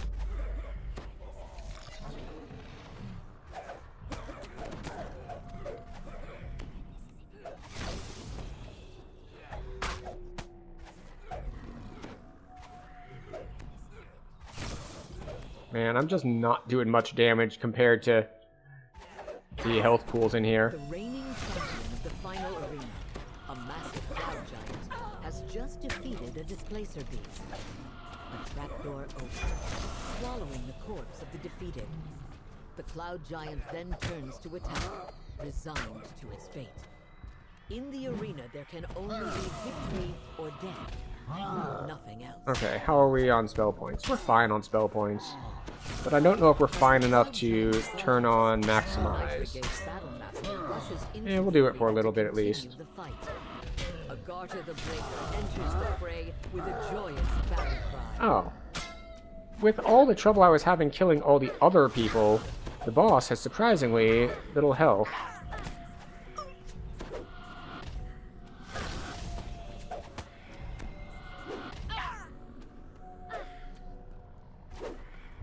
You've defeated the Battle Master and destroyed 10k in 5 minutes. Now that you've deprived Yeah, the Night that's some Blade of hefty their XP right there. defenders, Also, welcome back from it's ads. easier to I'm bring sorry, I them forgot that down. ads were starting and I was not paying attention. But we did successfully complete the quest, and it did give us a giant collection of XP. So that's good for us. We appreciate that. Didn't get any loot, but you know. But yes, to the question, I'm not really sure how to answer the question of where the inn is, because I'm not entirely sure which one you mean. If you mean Feywild, there isn't one. If you mean the Depth Chain, if you exit the harbor towards House D, the tavern will Like be the many first thing wizards, in the on Grand your Arcanist left. has built his lair high atop the tower. He readied himself for the inevitable climb up the stairs. Maybe we should turn this off.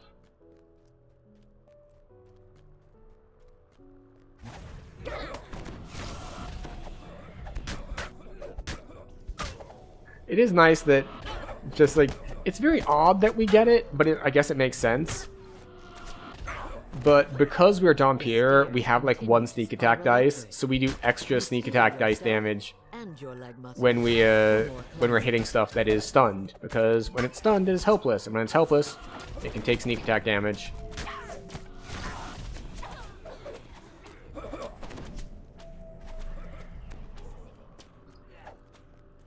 Oh look, a door. You try the door at the top of the stairs, only to discover that it's barred shut on the other side. But you notice a gap at the bottom of the door. Something could He squeeze in notices here. us and teleports us, Something right? Small. I seem to remember this being a much longer quest. Ooh, what's this?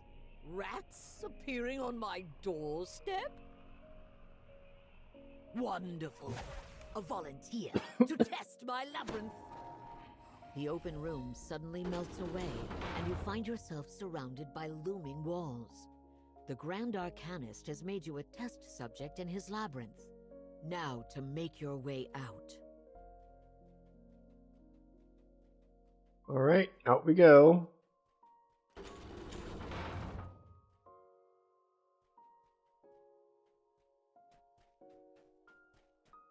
Okay, aggressive test subjects. Understood.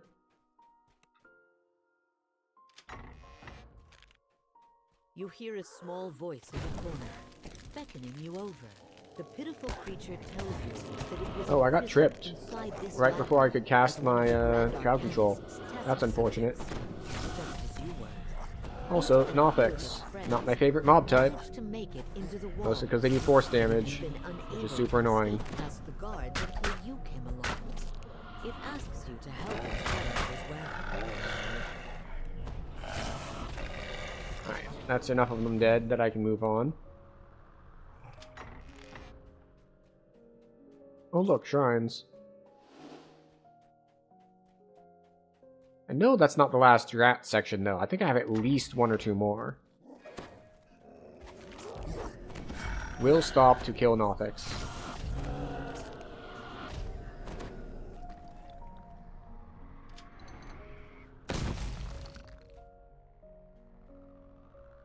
A campfire, eh? Bonk, bonk, bonk. Zap.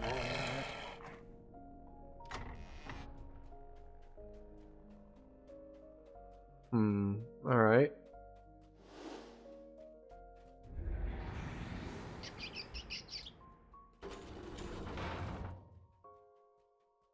Gonna have our camera here so that we can look down and up. Okay.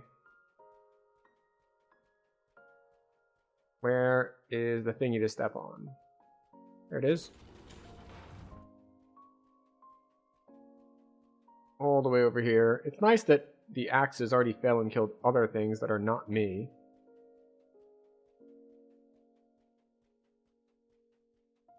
Around and around and around and around we go. Oh look, another hole to go through.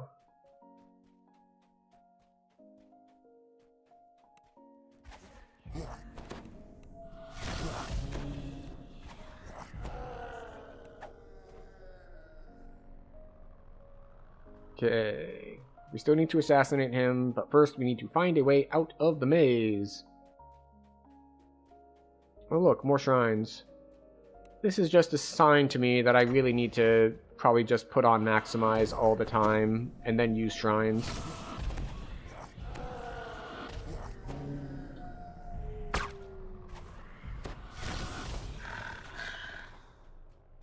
Aggressive test subject I don't really care about. What came out of the ground? Nothix.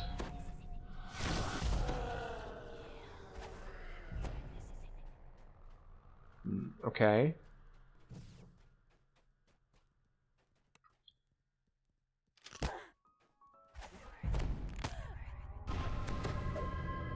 Here we go. Fight, zap, and move on.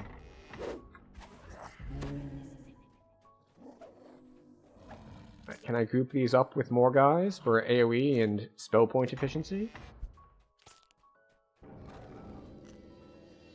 Possibly. Maybe.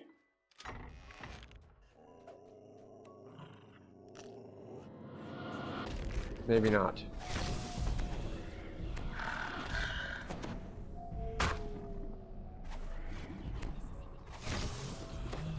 As we're just very carefully trying to position our lightning bolts to hit as many things as possible. Oh, we have another hole to go through. Zap that dude. Alright. There's the button. Did we hit the button? Hit the button. Okay. You found your way through the twists and turns of the Grand Arcanist's No, maze not at resting. long Use the last. teleportation circle. When you finally reach him, you'll be sure to let him know exactly what you thought of it. What's this? How did you get in here? You ruined my experiment! Alright, up we go. These will make you suffer! The results. I forget how we're supposed to do this. Is it just that you, is it that the portal opens after you kill all the methods?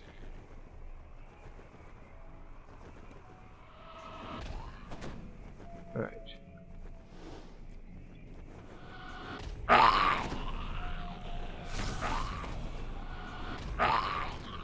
Or the force field opens. Where he teleports out to attack me? Moving target is like just the worst for all of the beam spells. Ugh. Oh, that's a Famine Reaper. Hi.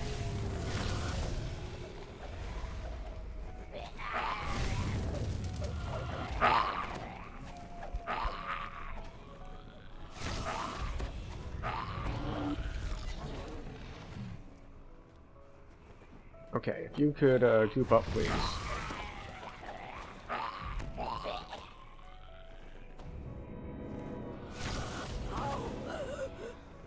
Curious? Alright. There we go. That one takes a little longer. Not quite as good XP as the last one, but maybe it would have been if I knew the quest better. One step closer to getting revenge for the were-rats. 2 down, 2 to go.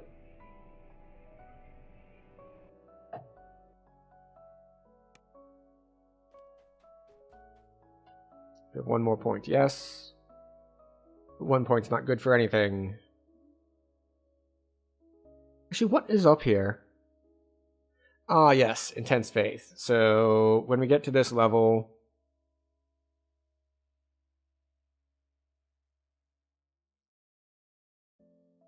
This doesn't matter.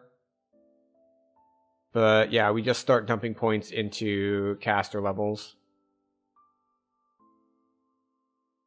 And, of course, we can get this next level as well. Knife's Edge. Oh, this is the one that I ran a lot when I was on my assassination rogue, because I was trying to get a specific drop in here. Alas, I never did get that drop. Is it the same thing as called the Red Fens? No, Red Fens comes out of House Kundaric, also known as House K. And Red Fens is like level 9, I want to say. So, no, those are very different quests.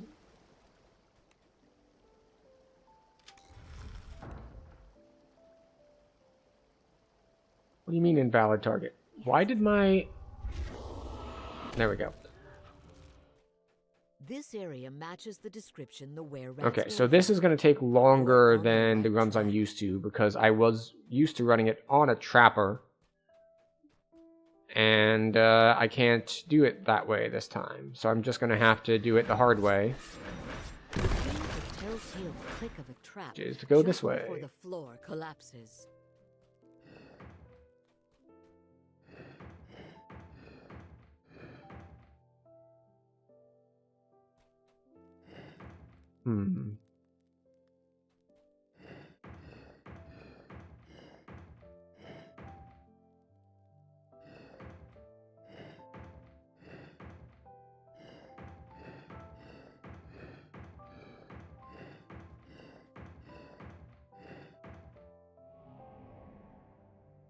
There's some other special stuff going on here.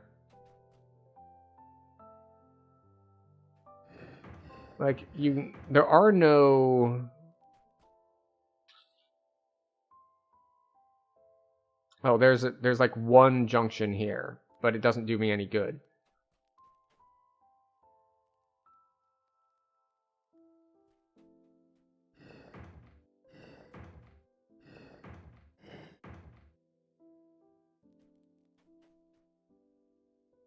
Oh, I see, never mind. I was not paying attention. So these aren't, you get it from one side, they go through. With the last piece of the puzzle falling into position, a magical floor reconnects the 2 hallways. Where am I? Here we go. Oh, we're going this way.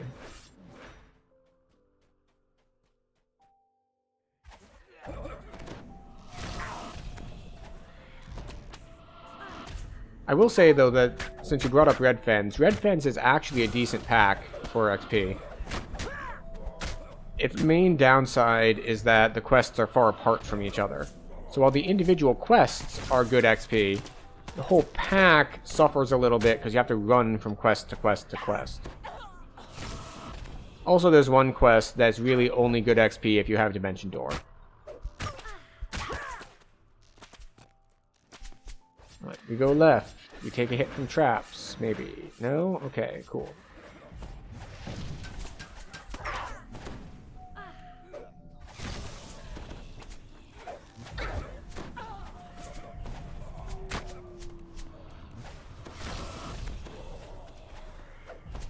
Pop that. Go through here. And we are on our way. So, here we go. We're just going to go all the way around. There's like a side thing here if you want to try to unlock a chest. But I cannot unlock chests. So, we're just going to keep going. All the way around to the other side. This might be incorrect. I might have missed a step.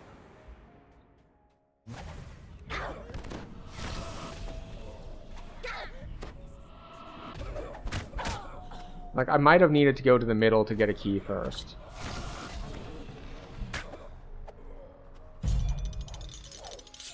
But I could be wrong.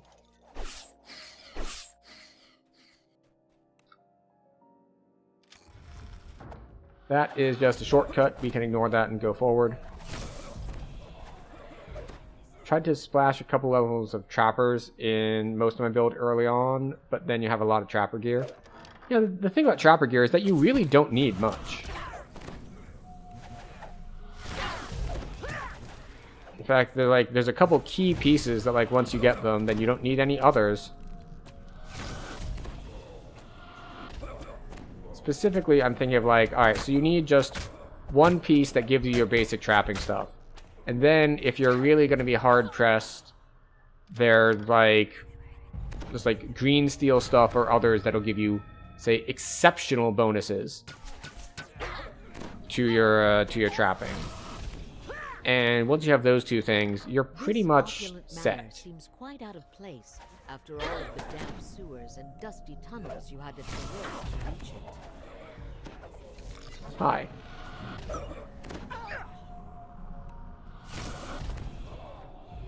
I should have probably shrined before fighting this boss. Oh, wait, are those shrines upstairs?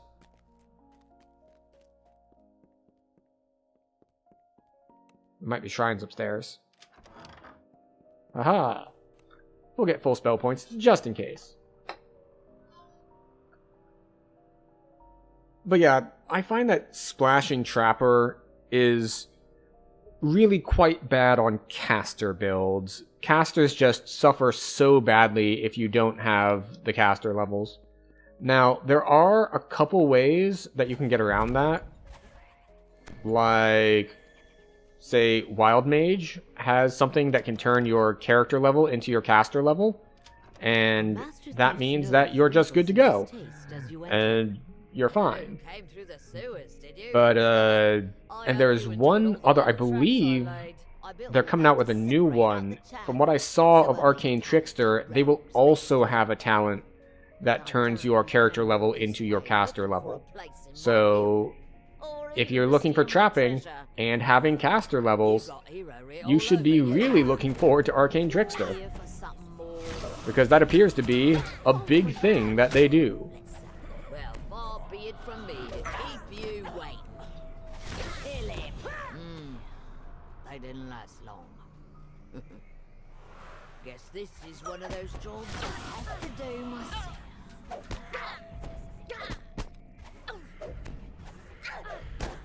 We turned on our meta magics and we just nuking you. Thief falls to the ground, gasping. How did you get so sure? Hi.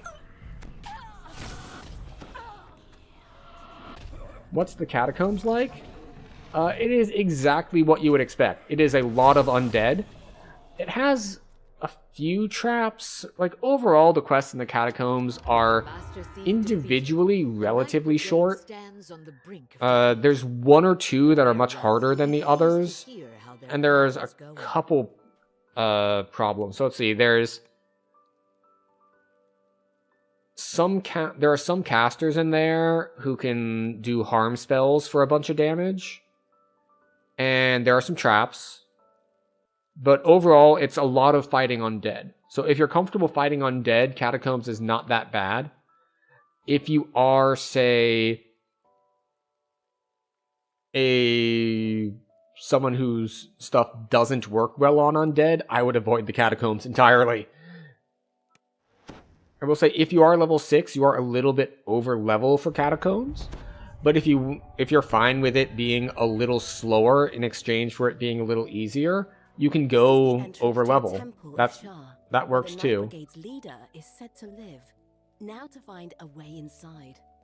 The stranger asks you to do what you can to bring Seluna's light to Shah's temple. Everyone should run 1 Delira's Tomb and the Threnal quest to get Chain of the Map. Voice of Master? Yeah, that is definitely a thing to be done. You spot a small hole up in the wall ahead. I think I might have only run this quest once before, which is going to make this a little difficult for us to actually do it, as I am likely to get lost. Now that you've reached the temple's entrance hall, you resume your normal form. I will say, though, that Threnal is... Ugh. I do not like Threnal, and I feel like that's not an unpopular opinion. Threnal is just very awkward to deal with. With its, like, the levels on the quests constantly changing and stuff. What server am I running on? We are on Thrain. Thrain is the server that we are on. We used to be on Kenneth, and then they did the server merge stuff, and now we're on Thrain.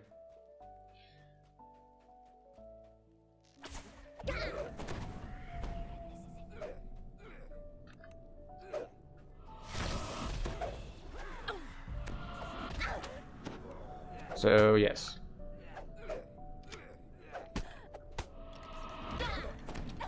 You don't like it either, but it's a necessary evil to get your thing crafted? That's true. I already have one, so I'm not doing more. That said, I have run Threnal repeatedly. I ran it some more to get a rat catcher. So I do have a rat catcher for when I am doing Inquisitive Lives, which is very nice. Even though they did nerf rat catcher, it's still quite good. Although, I was just thinking that it's probably not that good compared to the new weapons. Is this not going to move? Okay, yeah. I've heard that if you can craft a weapon out of... what is the pack's name again? Lamordia. Lamordian weapons are apparently ridiculously good.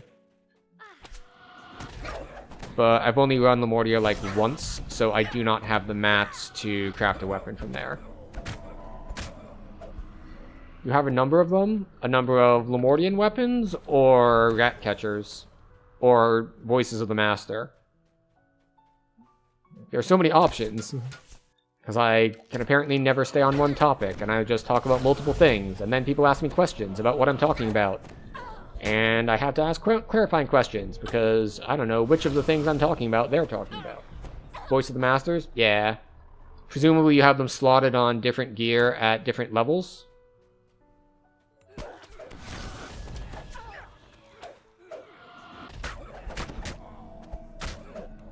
I basically just given up and said, like, yeah, I'm gonna wear my level 1 stuff. It'll be fine.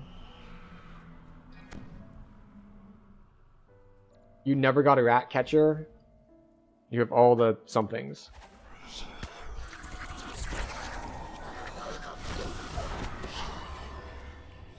Night Brigade Umbral Gargoyle. Apparently hitting me relatively hard.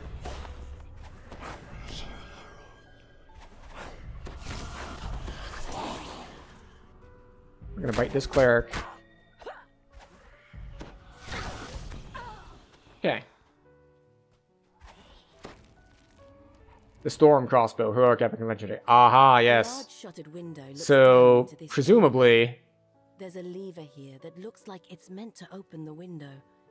Yet the lever seems to be jammed. So, presumably, you also like Inquisitive Lives. Alright, so what was that? It's a repair check or a disable device check. No cost for failure. The lever turns and the shutters open. A single shaft of moonlight pierces the window pane. Now, I do not know what the Selune points are for. Presumably, they make a difference in the later fight.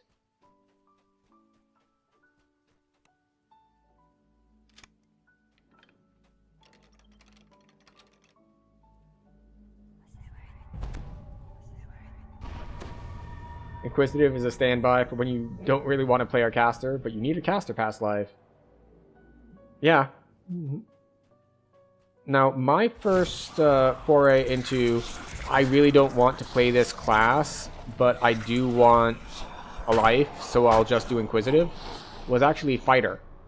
For a long time, I really, really disliked Fighter, and then they changed something to make me not hate it as much.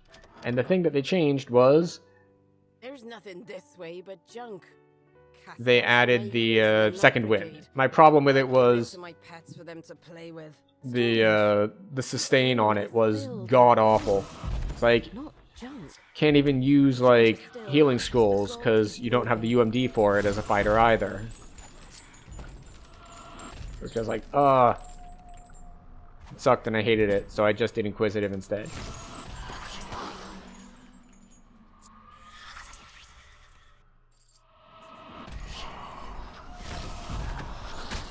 You're playing Paladin now, so far so good? Yeah, apparently, and this is a build I actually tried a couple lives back, and I don't know if it's gotten nerfed or not.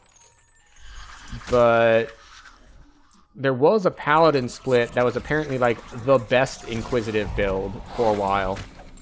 Because you could get your Paladin buff spells that gave you a bunch of extra ranged power and double strike. And apparently that was like just enough that it was super, super good. Because, or sorry, not double strike, double shot.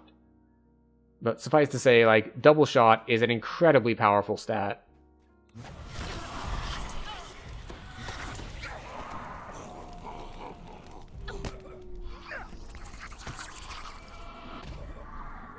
I should probably try to find a shrine. Oh. A shrine. That happened to me like 3 times in Wolfenstein yesterday. It was just like, alright, I found the key, now I need to find the door. And I just like turn and I'm staring right at the door. Second wind seems to be good for a fighter life. Still have to do one. Gonna do a PDK. PDK is nice. The way down this hallway is blocked by a massive grate with no visible way to I think I've only done one PDK life. You found another rat hole, so you shift into rat form once again.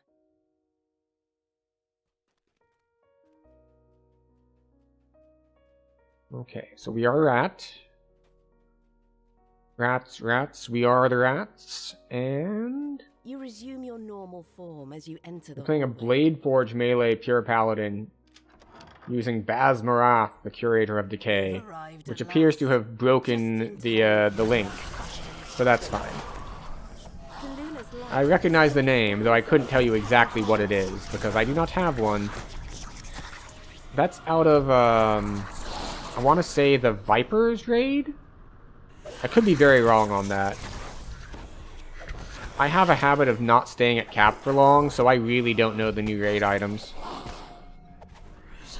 Project Nemesis. Oh, much older. And thus I should have known better.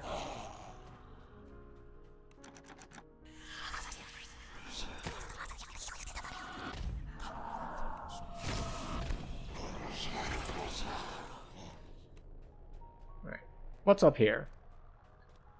You expected to find the Night Brigade leader living in fabulous luxury. So you're surprised to see that the furniture here is worn and scattered throughout the chamber.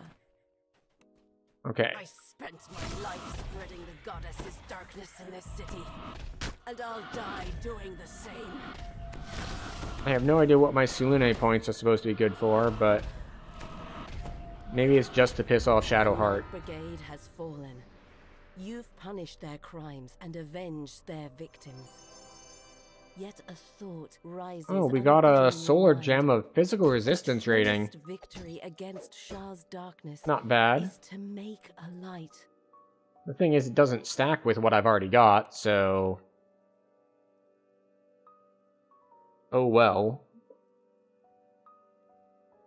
Actually, I should look at that. Because I don't know how much it gives. So the fact that it doesn't stack doesn't mean I should ignore it.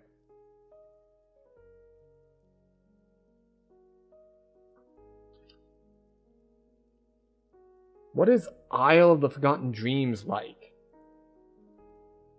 That does not have anything spring to mind. Let me do a quick Google to remind me of which one it is.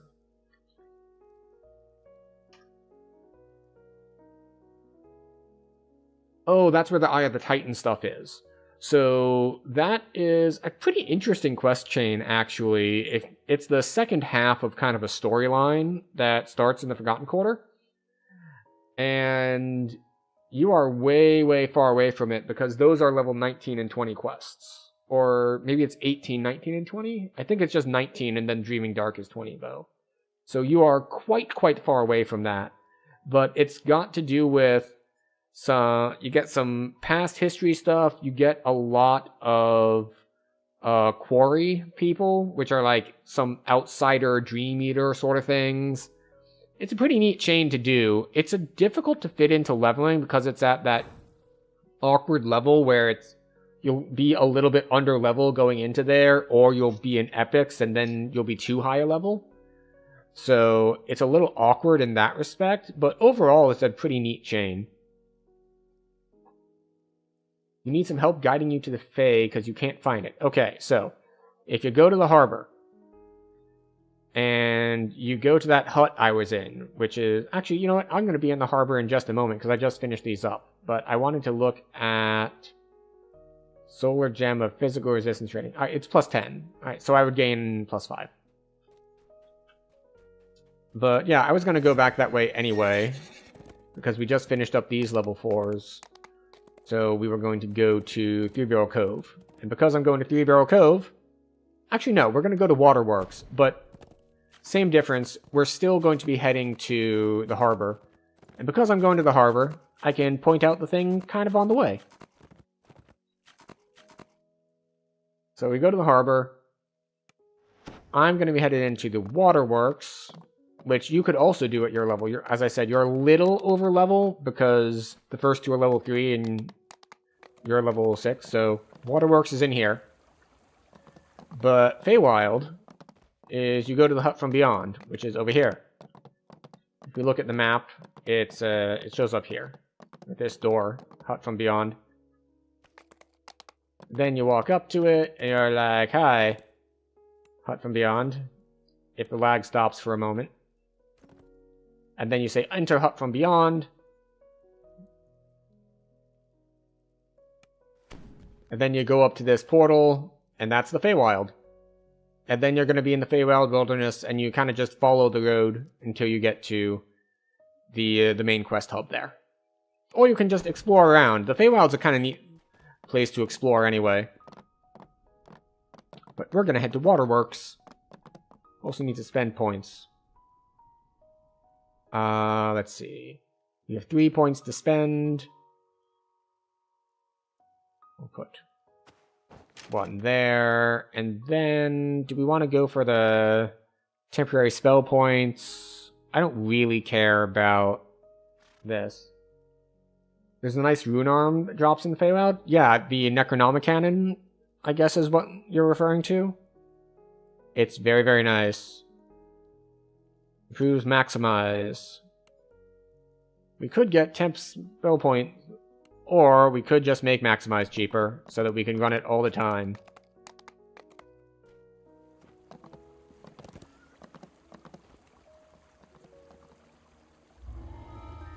Alright, Waterworks it is. Or we can have another lag spike, that's fine too. The best rune arm at that range is the one that drops in Three Barrel Cove. Yeah, the Cannoneer guy. Presumably it's the best. I have at times preferred the Necronomicannon because it gives Ghost Touch, I believe. Like, I was missing Ghost Touch on my build, and Necronomicannon has Ghost Touch on it. So it's very handy for that.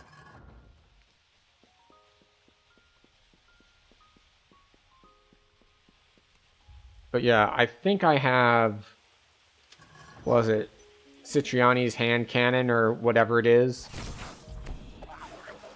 That's the Three Barrel Cove one as well. I can never remember the name. Yes, the Necronomicannon does have Death Touch. Yeah.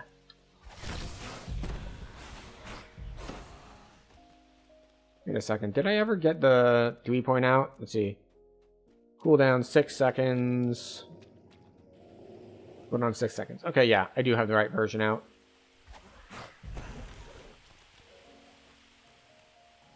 But yeah, it's like Striani's hand cannon or something along those lines. I don't remember the dude's name. Strinates. Excellent. Thank you. Citriani is, I believe, a guitarist. Does a lot of, like, highly technical stuff.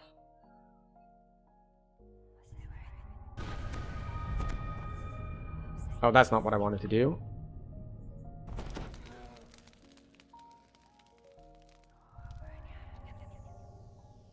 Pull that out, too. There's a trap here that we're just going to try to jump past. We still got hit. Oh well. Trap there that we successfully jump over.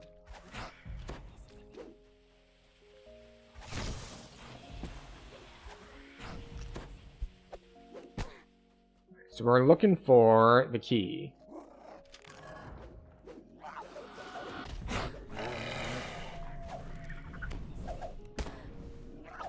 And we got stuck in a spider web. That is unfortunate.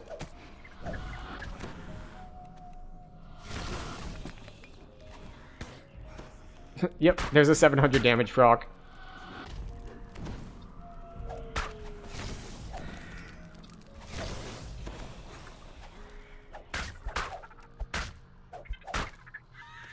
Okay, there it is. So there's a couple places this can spawn, but what you're looking for is one of these little chests to get this key.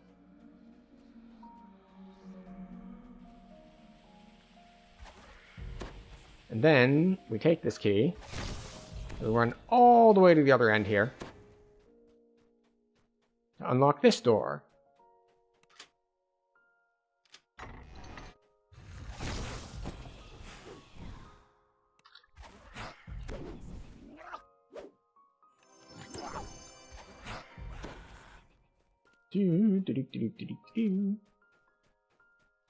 Off we go.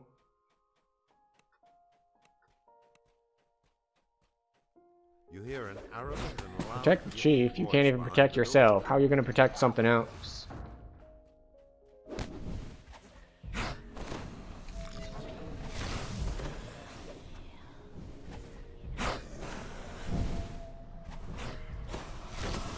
Plague Reaper down.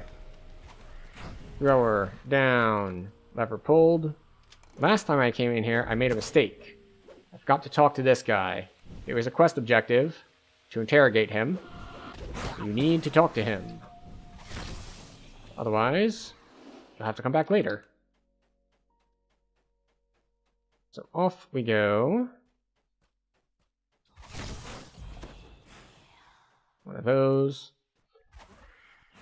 Now what's interesting here is that there was a guy, I think it might have been like the Stripe Haze guy, who's done a lot of like, he does a lot of videos on like just random niche MMOs, and he did visit DDO at one point. And one of the points of critique or criticism was mobs was, you know, to go along with the lag, the criticism was that mobs just seemed to pop in out of nowhere, and he used those wolves as an example. Because, which is interesting to hear, because I know, because I'm familiar with the game and its mechanics, that that's not a lag or a loading issue. They're just invisible unless you have high spot. But for someone new to the game who doesn't already know that, and who's already experienced various other kinds of lag in the game, it's not clear. They don't think, oh, this is a game mechanic that these guys were stealthed.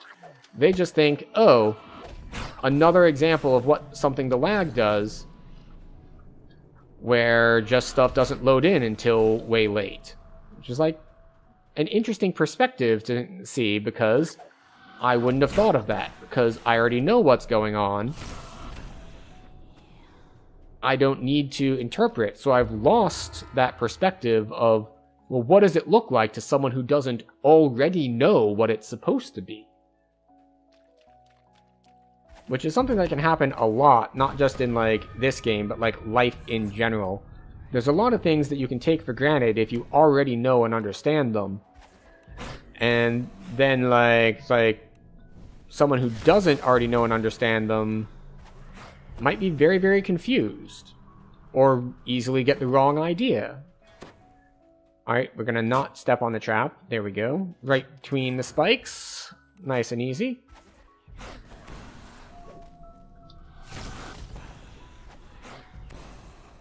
This is also true in just like conversation about stuff. And it's a very frustrating position to be in on both sides. Where like, you're talking about a thing and it makes perfect sense to you. In fact, it seems rather obvious and the other person just has no idea what you're talking about. Or of course, you could be on both sides of this. And it's frustrating for everyone, because on the one hand, you got someone who's just like, but I understand this completely, and it's very simple to me from my point of view. And the other person's like, are they just like calling me stupid? Like, this is not that easy. Like, I don't get it, and they're saying it's easy, so am I dumb? Are they, like, misleading me, trying to make me feel dumb? Like, is it actually complex and they're just lying? And a lot of this just comes down to, it's just like, no. This is just the thing, like, sometimes when you get really familiar with something and you know it really well, it becomes habit. It becomes second nature. You just know, and it all just makes sense, because you already understand it. And then you get someone new in, and they're like, none of this makes sense. What is going on here? You wrote a manual for an Access database program you developed when working at a large company. I was talking to your old boss after you had left, and he told me they had to rewrite part of the manual. They had hired a new person. All of us had overlooked something because we all knew it, but the new person did not. Yes. Happens constantly with technical documentation as well. Now for me, when I'm writing docs, I try to put in as much of that stuff as possible as well, because it's a good chance that the part that I overlook, because obviously you're going to do that part, the person who's going to forget it and not know what's going on with it is going to be like me a year in the future. It's like, I did know it, and I understand it all, and can do it very easily right now, but if I have to do a bunch of other stuff for a year and then come back, well, it won't be second nature to me anymore. So I want to write it down for my own benefit. Just, you know, a nice little present from current me to future me. After thanking you once more, Arlos dashes off towards the surface and safely. Or, alternatively, if it's something that I have struggled with for a long time, like, it took me forever to figure out, and it's just like, alright, I'm writing this down, and I'm posting a link to everything I wrote down to all of my coworkers who I work with, because chances are they're going to need this too.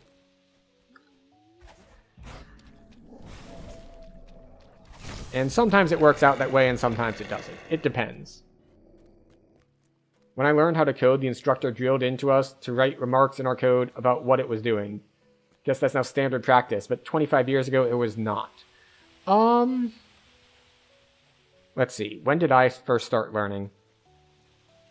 This would have been 20-ish years ago? Let's see, this would have been about 20-ish years ago.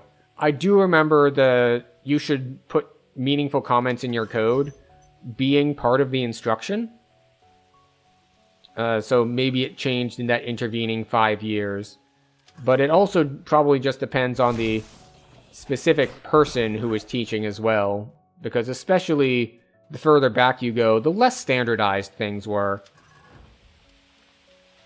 Of course, nowadays, the push is less so with comments, but more so that as programming languages have advanced, if you're not, because we're in more, or, well, depending on what industry you're in, you can be at a higher level, and I don't just mean like, oh, more advanced.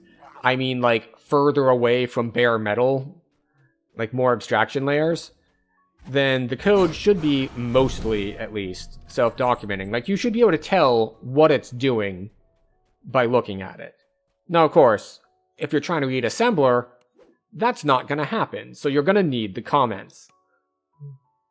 That instructor was originally a COBOL programmer. That's a big deal with software QA models. I'm not sure exactly what you mean by software QA models. When I think software QA, like, when I think QA, I think like the QA department, like the people working on it, in which case, that's a lot of black box testing. They don't see comments. But if we're talking about more like white box testing, then yeah, it's going to make a difference and it's going to be really useful.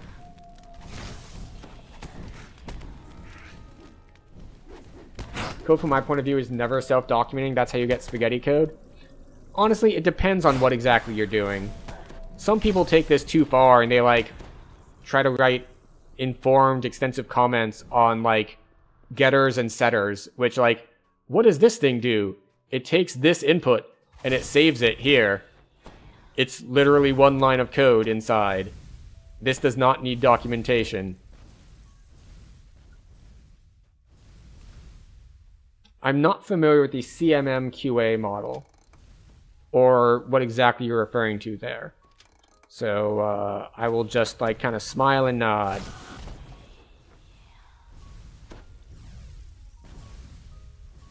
But yes, I have run into code that is so descriptive and, you know, self-documenting that it ceases to be so. It's like, that's a nice long name for that method there. Unfortunately, all the other method names are just as long and it becomes noise, not like useful information. Capability maturity model. Not familiar with it.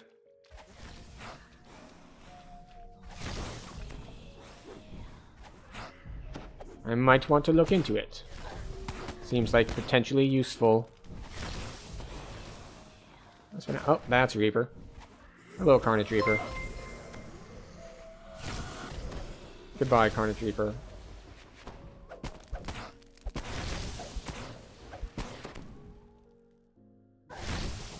What? Okay, I just heard an alert, but I don't see something in the history. What was the alert? Maybe the thing is just being slow. You worked in QA the last 5 years or in the Navy before you retired? Interesting. Learned how to code when you got a systems analysis degree after you retired. Interesting. Actually, I have an interesting story about this regarding the military and QA. So this was at a job I was in like 2 companies ago. And I was actually working in QA. Technically, I was working in like development for writing automated tests for QA.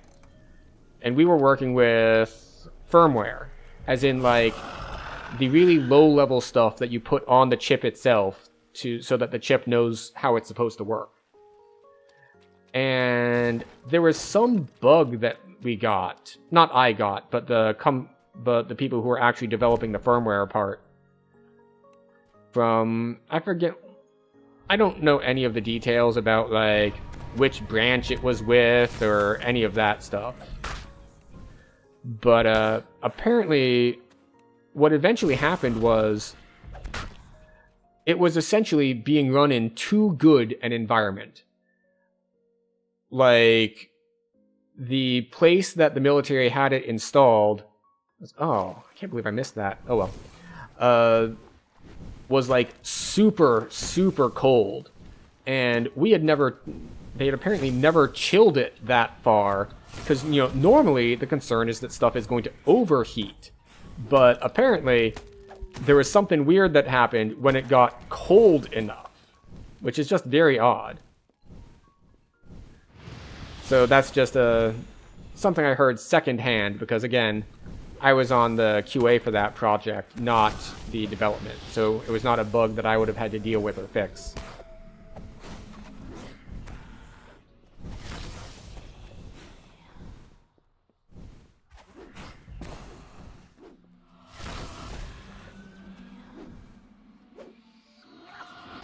The old Visual Basic language, you could use old basic commands like go to. How did I use that in Access? It took me like 8 hours to figure out what he was doing. Oh yeah, I remember this being taught by the time that I was learning, is that go to is the devil. Like, don't use it. Like, there are so many better things you could be doing. Go to is just going to confuse things. And that's largely true. Took half hour to fix it, but that's like standard development practice.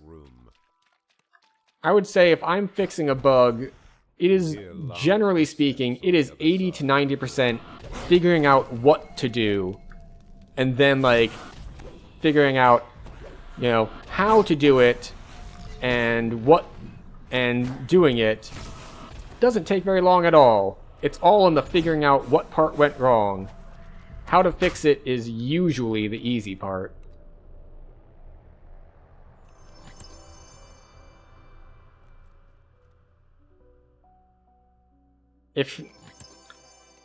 See, I feel like you've been spoiled on this by people who are doing it very, very poorly. Because if he's using GoTo and claiming his code is self-documenting,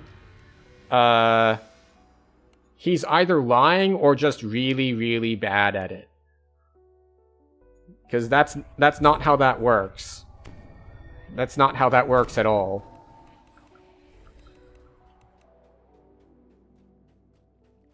That sounds like a thermodynamic material properties problem. Yeah. No, don't get me wrong.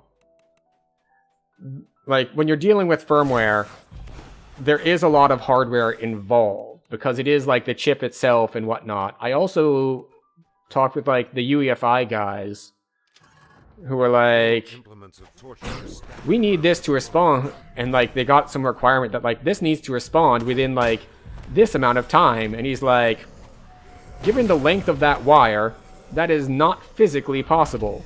Like, the electricity will not travel through that wire fast enough to hit that requirement. Because it was about coupling multiple servers together with cables, so they acted like one big server. And it's just like, no, the cables are long enough that that's not a thing. That's never going to be a thing. Electricity does not travel through wires that quickly. It's like, there is going to be a delay here because physics still exists.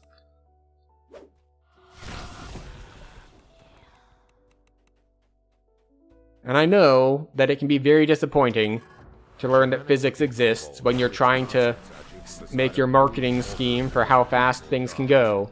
But sometimes, you know, physics just is going to be existing. Yes, that's right. It is limited by it. It's generally assumed to be about 2/3 the speed of light.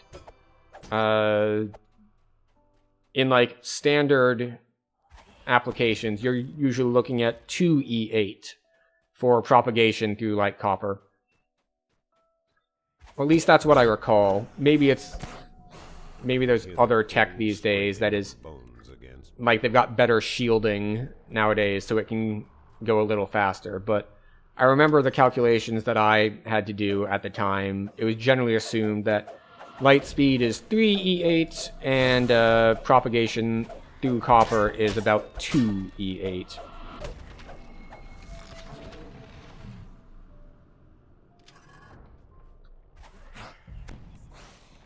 Alright, where is this corpse anyway? I'm trying to find a corpse and it's not showing up.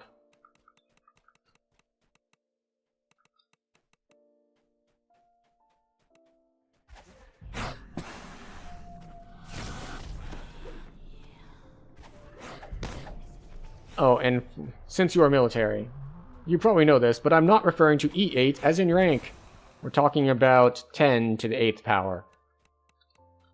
This would be a very odd thing to confuse. Like, that's a very small subset of people who would do that.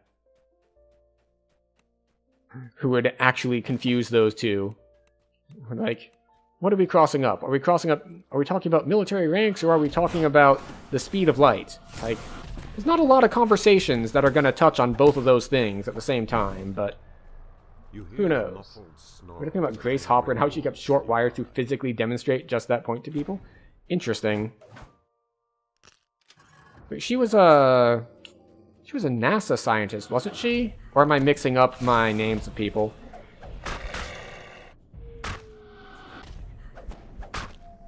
You worked on a double degree in chemistry and biology before you went to the Navy. Okay, so nothing that needs to worry about the speed of light. If the biologist is worrying about the speed of light, I feel like something has gone wrong somewhere along the line. How fast is the speed of light in a person? It's like, if we have to measure the speed of light in a person, then, or in an animal or anything biological, really, it's like, something has probably gone wrong somewhere along the way. Though she was an admiral in the Navy? Interesting. Oh, wait. We found a corpse.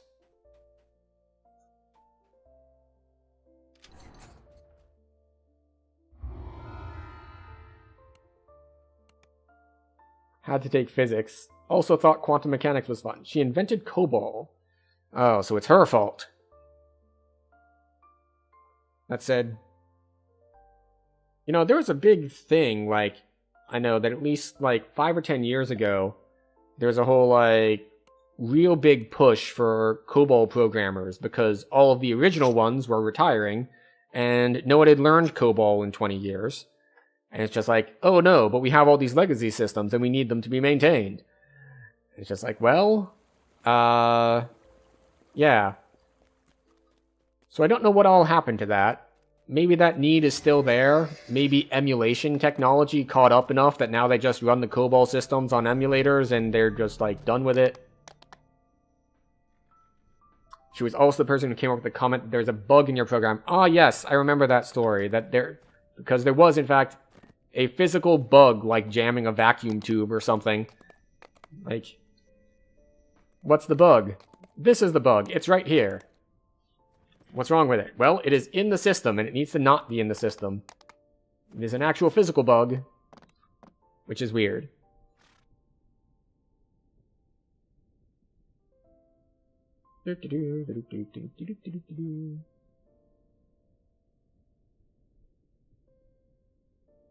Ah, that's what it was. That was a that alert I missed. That was a YouTube subscription.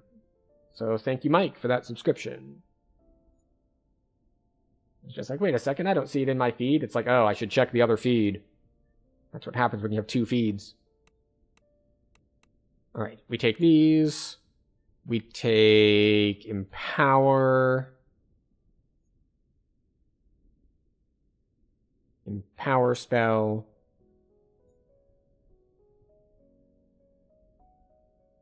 Deity Feats, we take the Blood is Life, because that's the only one. And we get a level 3 spell. Do we take Searing Light? I don't know if we take Searing Light. 1d6 plus 6 single target damage. We're doing okay with our SLAs at this point. I think we'll take Magic Circle against Evil.